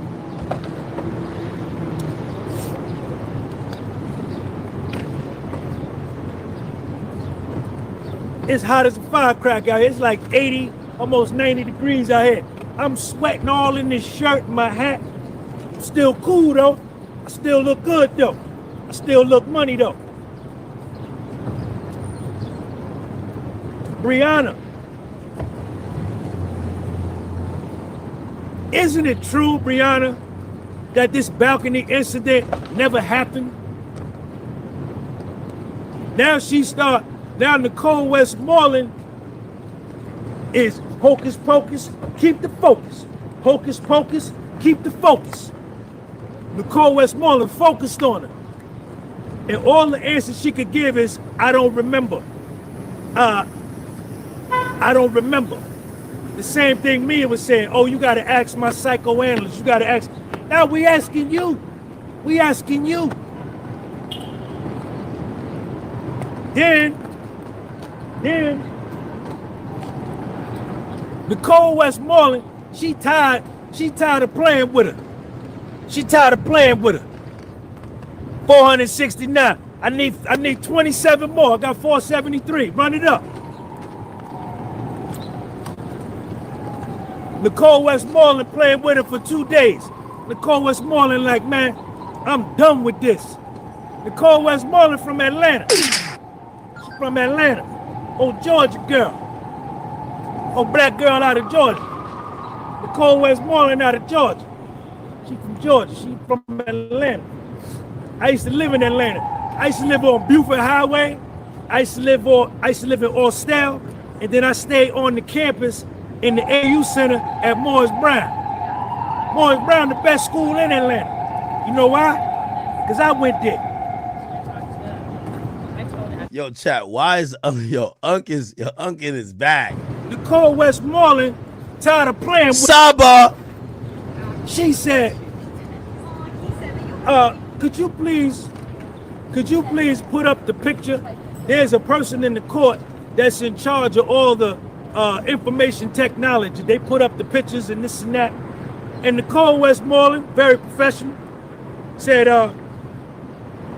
could you please put up the picture that Bryana sent from her phone to the government? They put the picture up. And this is the same picture that the prosecution entered into evidence. The prosecution put the picture up there first. The picture is dated September 26, 2016. What's up, baby? Hold on. Your unk is a star now. We're trying to get to Jane Doe. I want to hear Jane Doe. We might have to get to logic though, because unk he break it down a lot. Miser introduced the picture. Bryana had a big old bruise on her leg right here, and her back was all red. The prosecution put the picture in. Nicole Westmoreland said, yo, put that picture back up. The original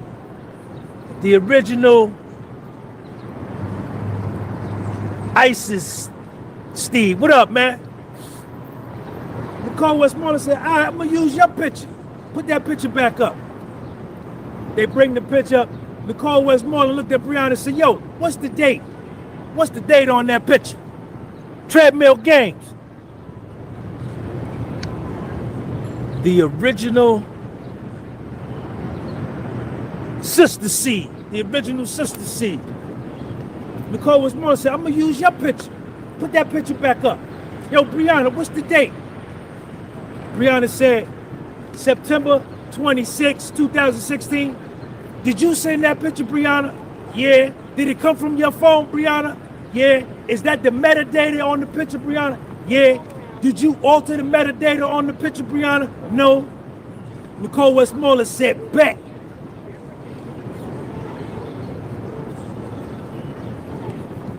I got it right here. She said, Bryana, didn't Puffy give you a job to work on the Bad Boy tour? She said, yeah. Puffy gave her a job to work on the Bad Boy tour. She said, do you remember the schedule of the Bad Boy tour? You didn't finish the whole tour. You only did a couple of dates. She said, yeah. She said, Bryana said, I don't really remember. Nicole Westmoreland said, well, let me refresh your memory of what you told the prosecutors. Read that, and when you're done, look up at me. When you finish reading, look up at me. On Bryana, don't you see that on September 25th, Puffy was over there in Newark. He was down there in Newark, New Jersey, at the Prudential Center. He was on stage with Lil' Kim performing on the Bad Boy tour that he was nice enough to give you a job on September 25th. He said, Nicole Westmoreland said, Bryana, on the next day, September 26, 2016, Puffy and Cassie were in Harlem at the Boys and Girls Harbor Benefit up in Harlem. They was in Harlem. Puffy and Cassie was in Harlem on September 26, 2016. But the picture you gave the government, that the government put up, say he was hanging you over a balcony in LA. Isn't it impossible for somebody to be in two places at the same time? Prosecution said, sidebar. They call it sidebar. They call it sidebar. Prosecution call it sidebar. Share this video. Hold on, let me get my water. I'll be right back. Hold up. Wait a minute. Now let get right. Get right. Hold it.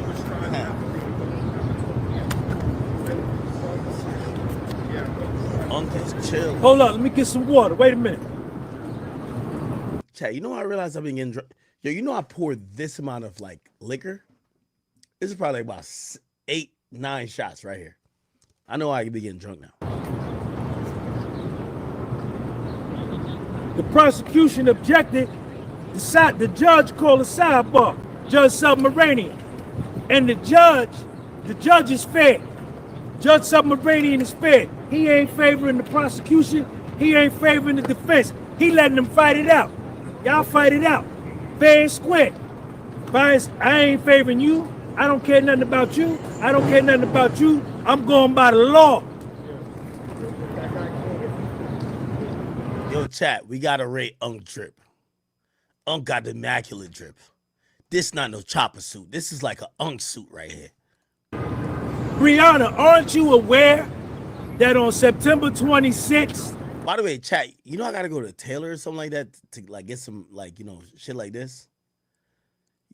This is gonna sound sad to y'all, and I'm not trying to get sympathy.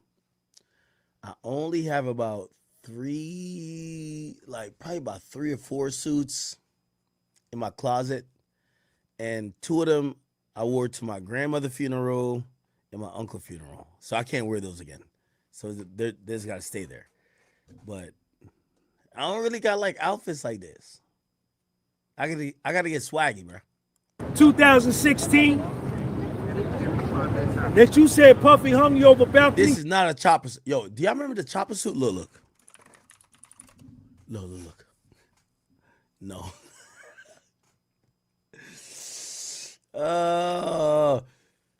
Yo, I'm gonna hit a Chopper for interview. Y'all remember the Chopper suit meme? Look.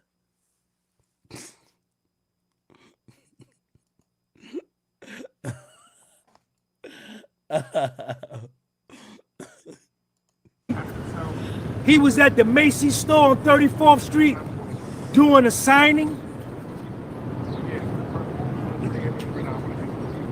So Bryana, which one is it? Was he hanging you off a balcony, or was he at the Macy's store doing a signing, and was he up in Harlem at the Boys and Girls Harbor? And then this is where Nicole Westmoreland killed the game. This is where she killed the game.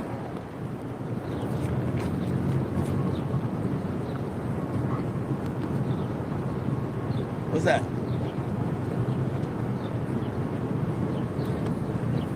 Nicole Westmoreland put the receipt from the Trump International Hotel. That's where Puff stay at. When Puffy was staying in hotels. By the way, real quick, I do have to pause it. So somebody sent me a radical idea. Chat, these days I have no life. Yo, I keep telling y'all, yo, chat, if y'all want me to be like y'all favorite streamer or just be always accessible to y'all, I said it to somebody. I'm like, I see what my chat hates when I'm in relationships, because the relationships take away from me streaming. I have nothing to do these days. I'm like bored. Okay. I play Fortnite. I do regular shit. So apparently Wayne is dropping an album tonight. I don't have nothing to do. I'm not bringing no bitches on dates. I don't got nothing going on. We're going to cut the stream at some point, but Wayne is doing Carter 6 tonight. Would y'all like me to come back? Like, not now, because we're going to still cover whatever with this. But later tonight at midnight, would y'all like me to come back and just listen to Carter 6 with y'all? We could do it on Rumble and Kick. Y'all let me know. Anyway. New York, he stayed in the Trump International. Stayed by Trump. And he showed the receipt from September 24th, 2016 to September 29th, 2016. Puff checked in. September 24th, 2016. He didn't check out to September 29th, 2016. On September 25th, there's a room charge for breakfast. On September 26th, he pays a $5 runner fee. He has in-room dining, $210.31. In-room dining, $107.84. In-room dining, $102.77. In-room dining, $340. And then on the next day, September 27th, $21.57. So Puffy was hanging off a balcony in LA and eating room service at the Trump International at the same time. He was doing both with artificial intelligence. He pop up over there and then he pop up over there. He was doing both. He was in both places at the same time.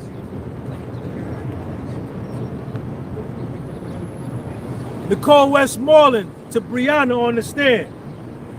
Bryana, do you agree that one person can't be in two places at the same time? Bryana, you testified under oath that Puffy assaulted you on September 26, 2016 on the balcony. The prosecution said, sidebar, sidebar, sidebar. Time out, sidebar, time out, slow it down. Sidebar, sidebar. They came back from the sidebar and Nicole Westmoreland. I need everybody to share this video one time, please. Let's get 2,000 people in here. Let's get 2,000 in here. What's up, how you doing?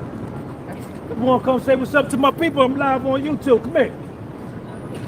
Come here. On to the back. Huh? No, I ain't preaching, they ain't no religion. Do you want to come on here or not? All right, stay over there then. Go ahead, Nicole Westmoreland ain't playing no more. She Her patience is short with Bryana. Bryana, tell the court, Puffy did not cause you the injuries in the photo. Bryana says, I can't agree with you. Bryana, and this is the voice, this is the tone that Nicole Westmoreland is saying all this, and the jury right here, everybody in the courtroom, I'm in the overflow, everybody is blown away by what we just heard. Bryana, Puffy didn't cause you the injuries in the photo. You gave this photo to federal prosecutors. Wow. Bryana, Puffy can't be in California and New York at the same time.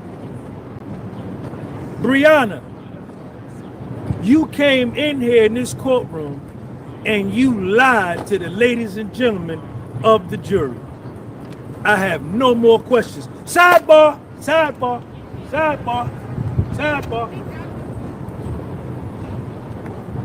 sidebar. That was it. That was it.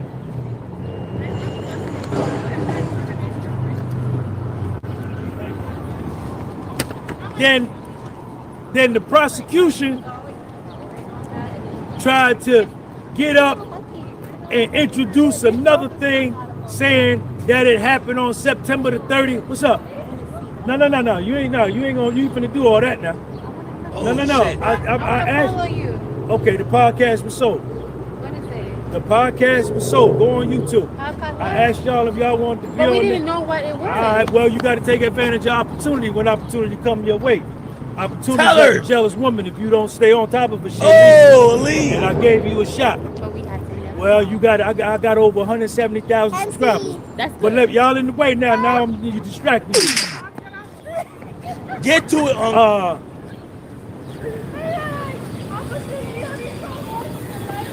The after Nicole Westmoreland said I ain't got no more questions, like Eazy-E, the prosecution got up and tried to introduce a text message from Cassie to KK that Puffy hung Bryana over the balcony on the 30th. Conveniently after Puffy checks out of the hotel. And then Nicole Westmoreland didn't even sweat that. She was like, man, get out of here with that. Get out of here with that. You busted already. You busted already. Then the next witness, hold up, let me get my phone right there. Stay right there, don't hang up, stay right there, hold up.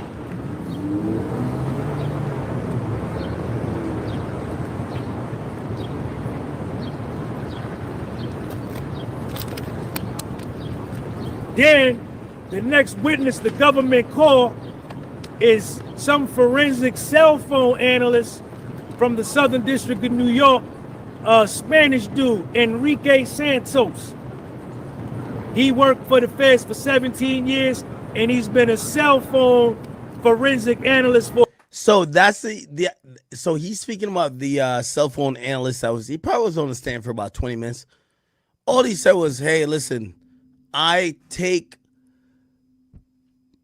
so if someone gives me a cell phone, I take the data and I bring it to a level where the prosecutors could deal with it. Or even if it's a defendant, I take that data and I bring it to data where people could make their case. Okay? Dipsy dumpster. Why would you bring these witnesses? Why didn't you do your homework before you put these witnesses on the stand? Puffy legal team, Mark Agnifilo, Tenny Garregos, Alexandra Shapiro, Jonathan Bach, Nicole Westmoreland, Brian Steele, the black dude Donaldson with the bald head, They killing him, man. They killing him. Puffy's lawyers are far and above better than the prosecution team, man. It ain't even no competition. Whatever the prosecution do, Puffy and them, Puffy lawyers, they eat that shit up. They kill it. They kill it.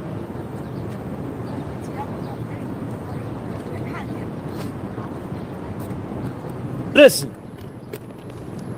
Now, the judge, I went back in the courtroom after I came out and did my live, and they said that the judge admonished Puffy and threatened to throw Puffy out the courtroom because when Nicole Westmoreland busted Bryana up there telling lies, Puffy looked over at the jury like, yeah, there's some kind of gesture, like, yeah, because the jury, I guess when Nicole Westmoreland busted Bryana, the jury must have looked at him like, yo, what up?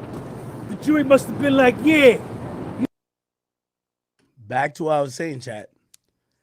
Nicole Westmoreland, best lawyer on Diddy's team, is showing the jurors, yo, wait. Diddy's that guy. Yo, they're lying on him. She's proving the narrative that he's not as bad as they think. That's why you're hearing this interaction. Here we go. You see what it is. You see it. You see it. And Puffy made some kind of gesture, and the judge told him, say, yo, I'm going to throw you out of here if you make any kind of movement or gesture to influence the jury. I'm going to throw you up out of here. Puffy, chill. Puffy got gray hair, all his hair gray. Nigga beard gray, but I knew he was coloring his hair because me and him the same age. I knew that. Your hair ain't jet black like that every day, and you damn near 60. Stop that, man. Don't do that. Don't do that.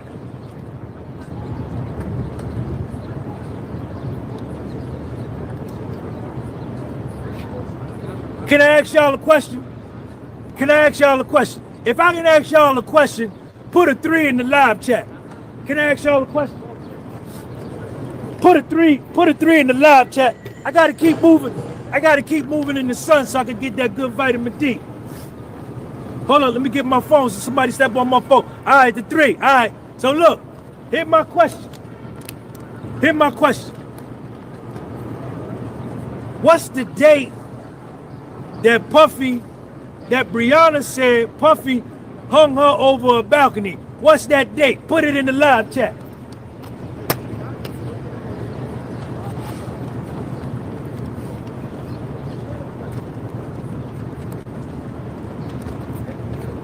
Let's get to it. Another question. Let me ask y'all another question. Next question.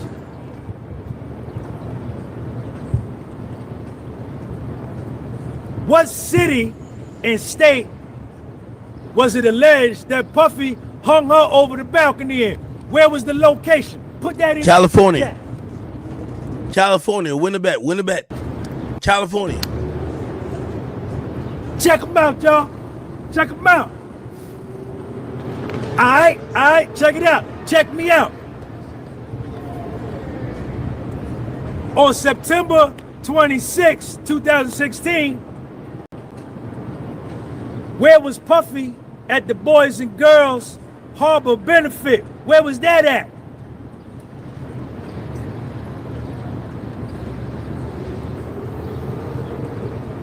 Don't say New York, say Harlem. Say Harlem. It's different. New York and Harlem is different. You gotta block out Harlem. You gotta say Harlem. There you go. All right. On that same day, Puffy went to a signing at Macy's. Where was that at?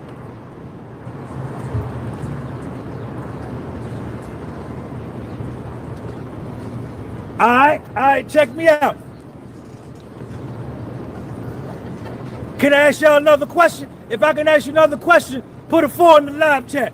It's a big one, y'all. It's a big one. Okay. Chat. I know you love this. And y'all will be so mad at me because we got 24,000 people in here. Chat. I'm trying to come back for Carter 6 and it's gonna piss y'all off. I'm about to get off for like 4 hours. I'm sorry. Carter 6 comes out at midnight. I want to be streaming at least 2 to 3 hours of it. I'm going to get off. Please, go watch him. You can Google him. It's a podcast for soul. It's a big act. You know what it is. But chat, people have told me this Wayne shit means a lot. I could sit here and just enjoy this, but chat, please. Okay. So, we'll get to a little bit more of Sean G later, but please, if you guys could show some support, I'm going to take a few hours. Have Elizabeth Milner on now, our in-court reporter for all aspects of the Diddy trial. She's there. She's been there every single day, including the testimony today of Bryana Bongolan, the cross-examination, I should say. Elizabeth, it's good to see you. She was really, really heavily cross-examined today. I mean, they were striking at different aspects of her credibility. And, you know, I asked our viewers if they have any questions for you. So as you talk about the highlights of Bryana Bongolan's cross-examination, we have a question from I Do Voodoo 1. Did Bryana seem frazzled by the defense questioning, or did she keep it together? Yeah, from my perspective, I felt like she kept it together as best as she could. She didn't seem frazzled. She didn't get combative with Nicole Westmoreland during the cross-examination. She really just, for the most part, if she didn't remember something, she said, I don't remember, even if it was something that happened relatively soon as far as the date goes, or when it had happened back in 2016. And it felt like the focus of the cross-examination, for the most part, I'm sure you've already been discussing it, Jesse, it's just what she recalled and when she recalled it, specifically whether or not these injuries occurred and did they occur because of Sean Combs. And I think some of the big stuff that Nicole Westmoreland was really going over during the cross-exam was, for example, showing her photos about her sending a picture which looked like drugs. It had pills, there was crystallized substance in these exhibit photos. And Nicole Westmoreland was like, oh, so things were just business as usual just after this incident occurred. But I think the big kind of gotcha moment in a way was just that the defense brought up Diddy's hotel receipts, and specifically receipts from when he had checked into the Trump Hotel September 24th through September 29th of 2016, because Bryana, while on the stand, or Bana, while she was on the stand, was saying that she believed that this date, or the date of the incident, had occurred in late September, specifically September 25th or September 26th. But as the defense pointed out towards the end of their cross-examination, Sean Combs and even Cassie in some aspects were over here in New York and even in New Jersey. So they brought up the Trump Hotel, it was like a check-in document or a receipt, but the receipt was for Frank Black, and you saw the arrival date from September 24th of 2016 to November 29th of 2016, and then the various charges to that respective room as far as breakfast bills, which went from $344 to $1031. $107.84. So it really felt like they were showing just kind of that final receipt of being like, okay, you said that this happened on this date, but it shows that according to this receipt that Frank Black, aka Puffy, aka Diddy, aka Sean Combs, and even Cassandra Ventura, aka Cassie, were here in this area, here in New York, here over in Jersey doing events. And so they try to kind of bring it back under the redirect, but I kind of feel like and kind of have a sense that the damage might have already been done. You know, we have a question here from Danny, and this is one of the reasons I love having you on, Elizabeth, is there's only so much we can get from the transcript and the reporting. Danny asks, is it true that during some of Bryana's testimony, she was laughing on the stand? No, not at all. Okay. Like not from everything that I've been hearing did I hear any type of laughter. So no, that is not true, unfortunately. All right, not unfortunately, but it's not true. What about this? This is a question from Candela. How are the jurors coming along? Are they as invested as the first testimonies, or does the repetitive nature of hearing these allegations seemingly getting to them, they must be tired, I would assume?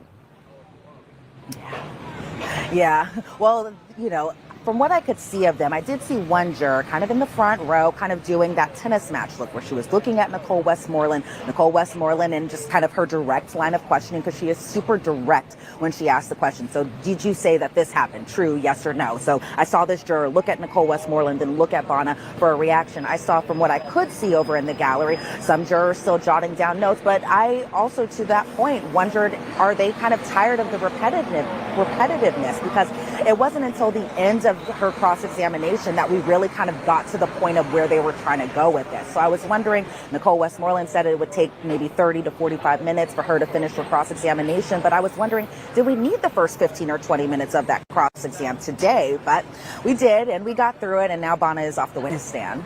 I have maybe the most important comment yet. This is from Enlin DK for you, Elizabeth. Elizabeth, what's the skincare? Because damn.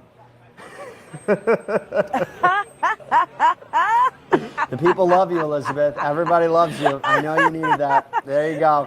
They love you. They love you. Thank you. Let me ask you this. So seriously, what is the skincare? No, I will ask that a separate time. All right, I have to ask you an important question here. That's a good question, but more on point. We've been asked a lot whether or not Sean Combs is participating in his defense. If you see him talking to his attorneys, passing notes, telling them what to ask. Are you seeing any of that? Oh, absolutely. Every single day. And, I have this kind of phrase to myself where it feels like Sean Combs, aka Diddy, is really kind of quarterbacking his own defense team. It seems like, from what I can see of him, he's always jotting down notes. He's always paying close attention to, the exhibits, but also what the witnesses are saying. So, for example, when Bryana was on the stand and Bryana was asked under cross-examination whether or not she worked on the Bad Boy reunion tour, I saw Diddy just nodding his head along while Nicole Westmoreland was asking this line of questioning. So I don't know if that was just kind of a candid moment that he was having, but there are times where I see him, one, actively participating in his defense, but also kind of answering the questions that the defense attorney is asking, but to the witness and not himself. And so he is an active participant in his defense. There is no passiveness with him being on that defense table, not one bit. I got another question for you. This is from ATX Stanley. First of all, you go, nice haircut, Jesse. Well, thank you. Nobody asked about my skincare, but thank you. I appreciate it. In the courtroom, Elizabeth, has Diddy's family continued to show up daily, or has his courtroom support varied as time has progressed? Yeah, that's a great question, and it kind of has varied. There were times, especially at the beginning of the trial, where all of his children, with the exception of baby Love, were inside that courtroom. Then that kind of dwindled a little bit. We haven't seen his daughter since week 1 of trial. As far as his son goes, that's kind of dwindled here and there too. For example, last week we saw Quincy, Justin, and Christian Combs all inside that courtroom.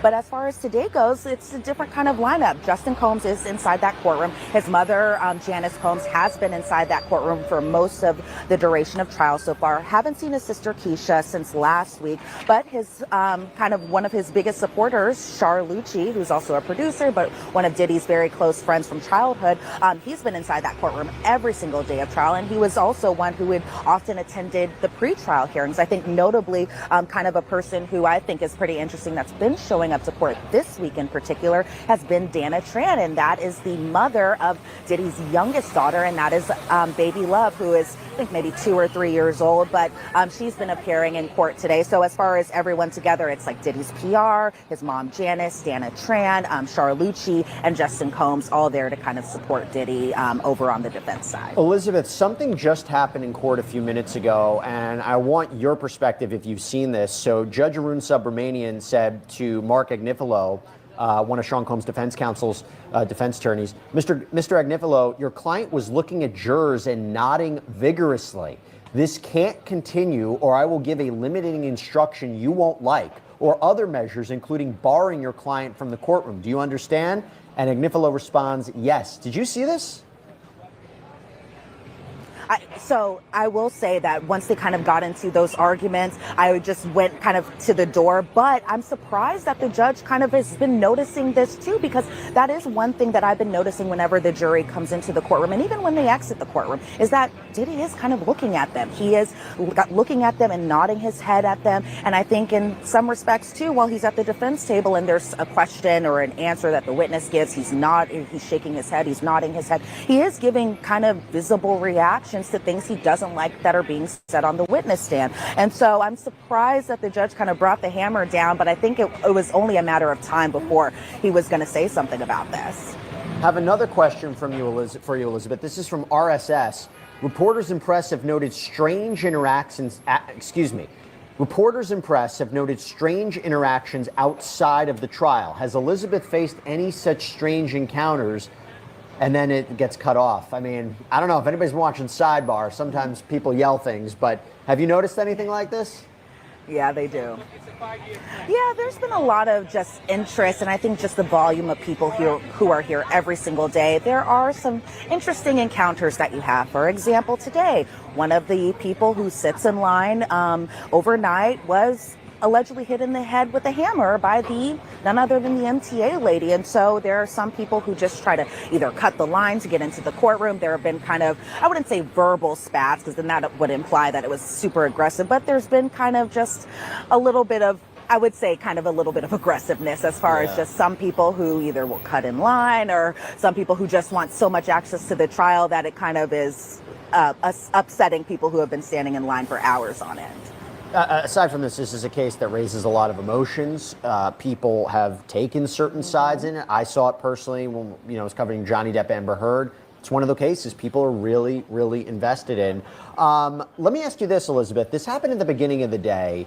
There was a whole back and forth about the press in court, about whether or not the press are following court orders. What was that all about? Can you provide a little bit more illumination on the press being, there was a constitutional issue in terms, what was going on there? Yeah. It had to do with the exhibits that Jane will be testifying to when she takes the stand next, which is very soon. So they had to do with the Jane exhibits. The press, for the most part, was concerned about not getting these exhibits because, again, for our viewers who don't know, we unfortunately are not going to be able to see the exhibits, such as photographs, such as text message exhibits, in the fashion that we normally do. Why? Because the government says there's so much redaction that needs to be done. So in these text messages, they kind of showed Jane's personal information as far as concerning her family members, and as far as concerning what could be identifiable information that could possibly help release her name out into the public. And they definitely don't want that, especially after what had happened to Mia. And so the government was saying that they can release the photos and the videos that don't depict Jane, and they can easily be released, possibly even the same day. But as far as her text and those photos that do show her face, do show identifiable features, those will take a little bit more, or take a little bit longer of a time to just redact those. And so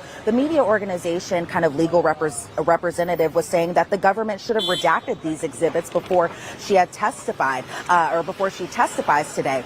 The media organization also saying that the press has a right and needs to see these exhibits, and delayed access is not effective access. And so what the judge ended up ruling is that he did end up siding with the government in this part, and that the media application to see these exhibits, even if it was just certain members of the press to see these exhibits, that application was denied. I get it. I completely understand. This is one of those cases. There is an extra sensitivity. I mean, you are having witnesses who are even testifying under pseudonyms. It's, even when we show the clip, the B-roll, the courtroom sketches, we're blocking out the face. You're blocking out the face of Mia, so it's a problem. Elizabeth Milner, thank you so much for the great reporting. I know you have to jump back inside. Really appreciate it. And I'll see you on Sidebar later today as we do a full court recap. Thanks, Jesse. All right. So I'm back here with Barrett Berger, Tyler Bailey, Rich Schoenstein. Tyler, I'll start with you. Combs allegedly signaling to the jury, nodding to the jury. Why is that such a no-no? You can't do anything as a defendant that could be showing like you're trying to influence the jury, intimidate the jury, draw empathy from the jury.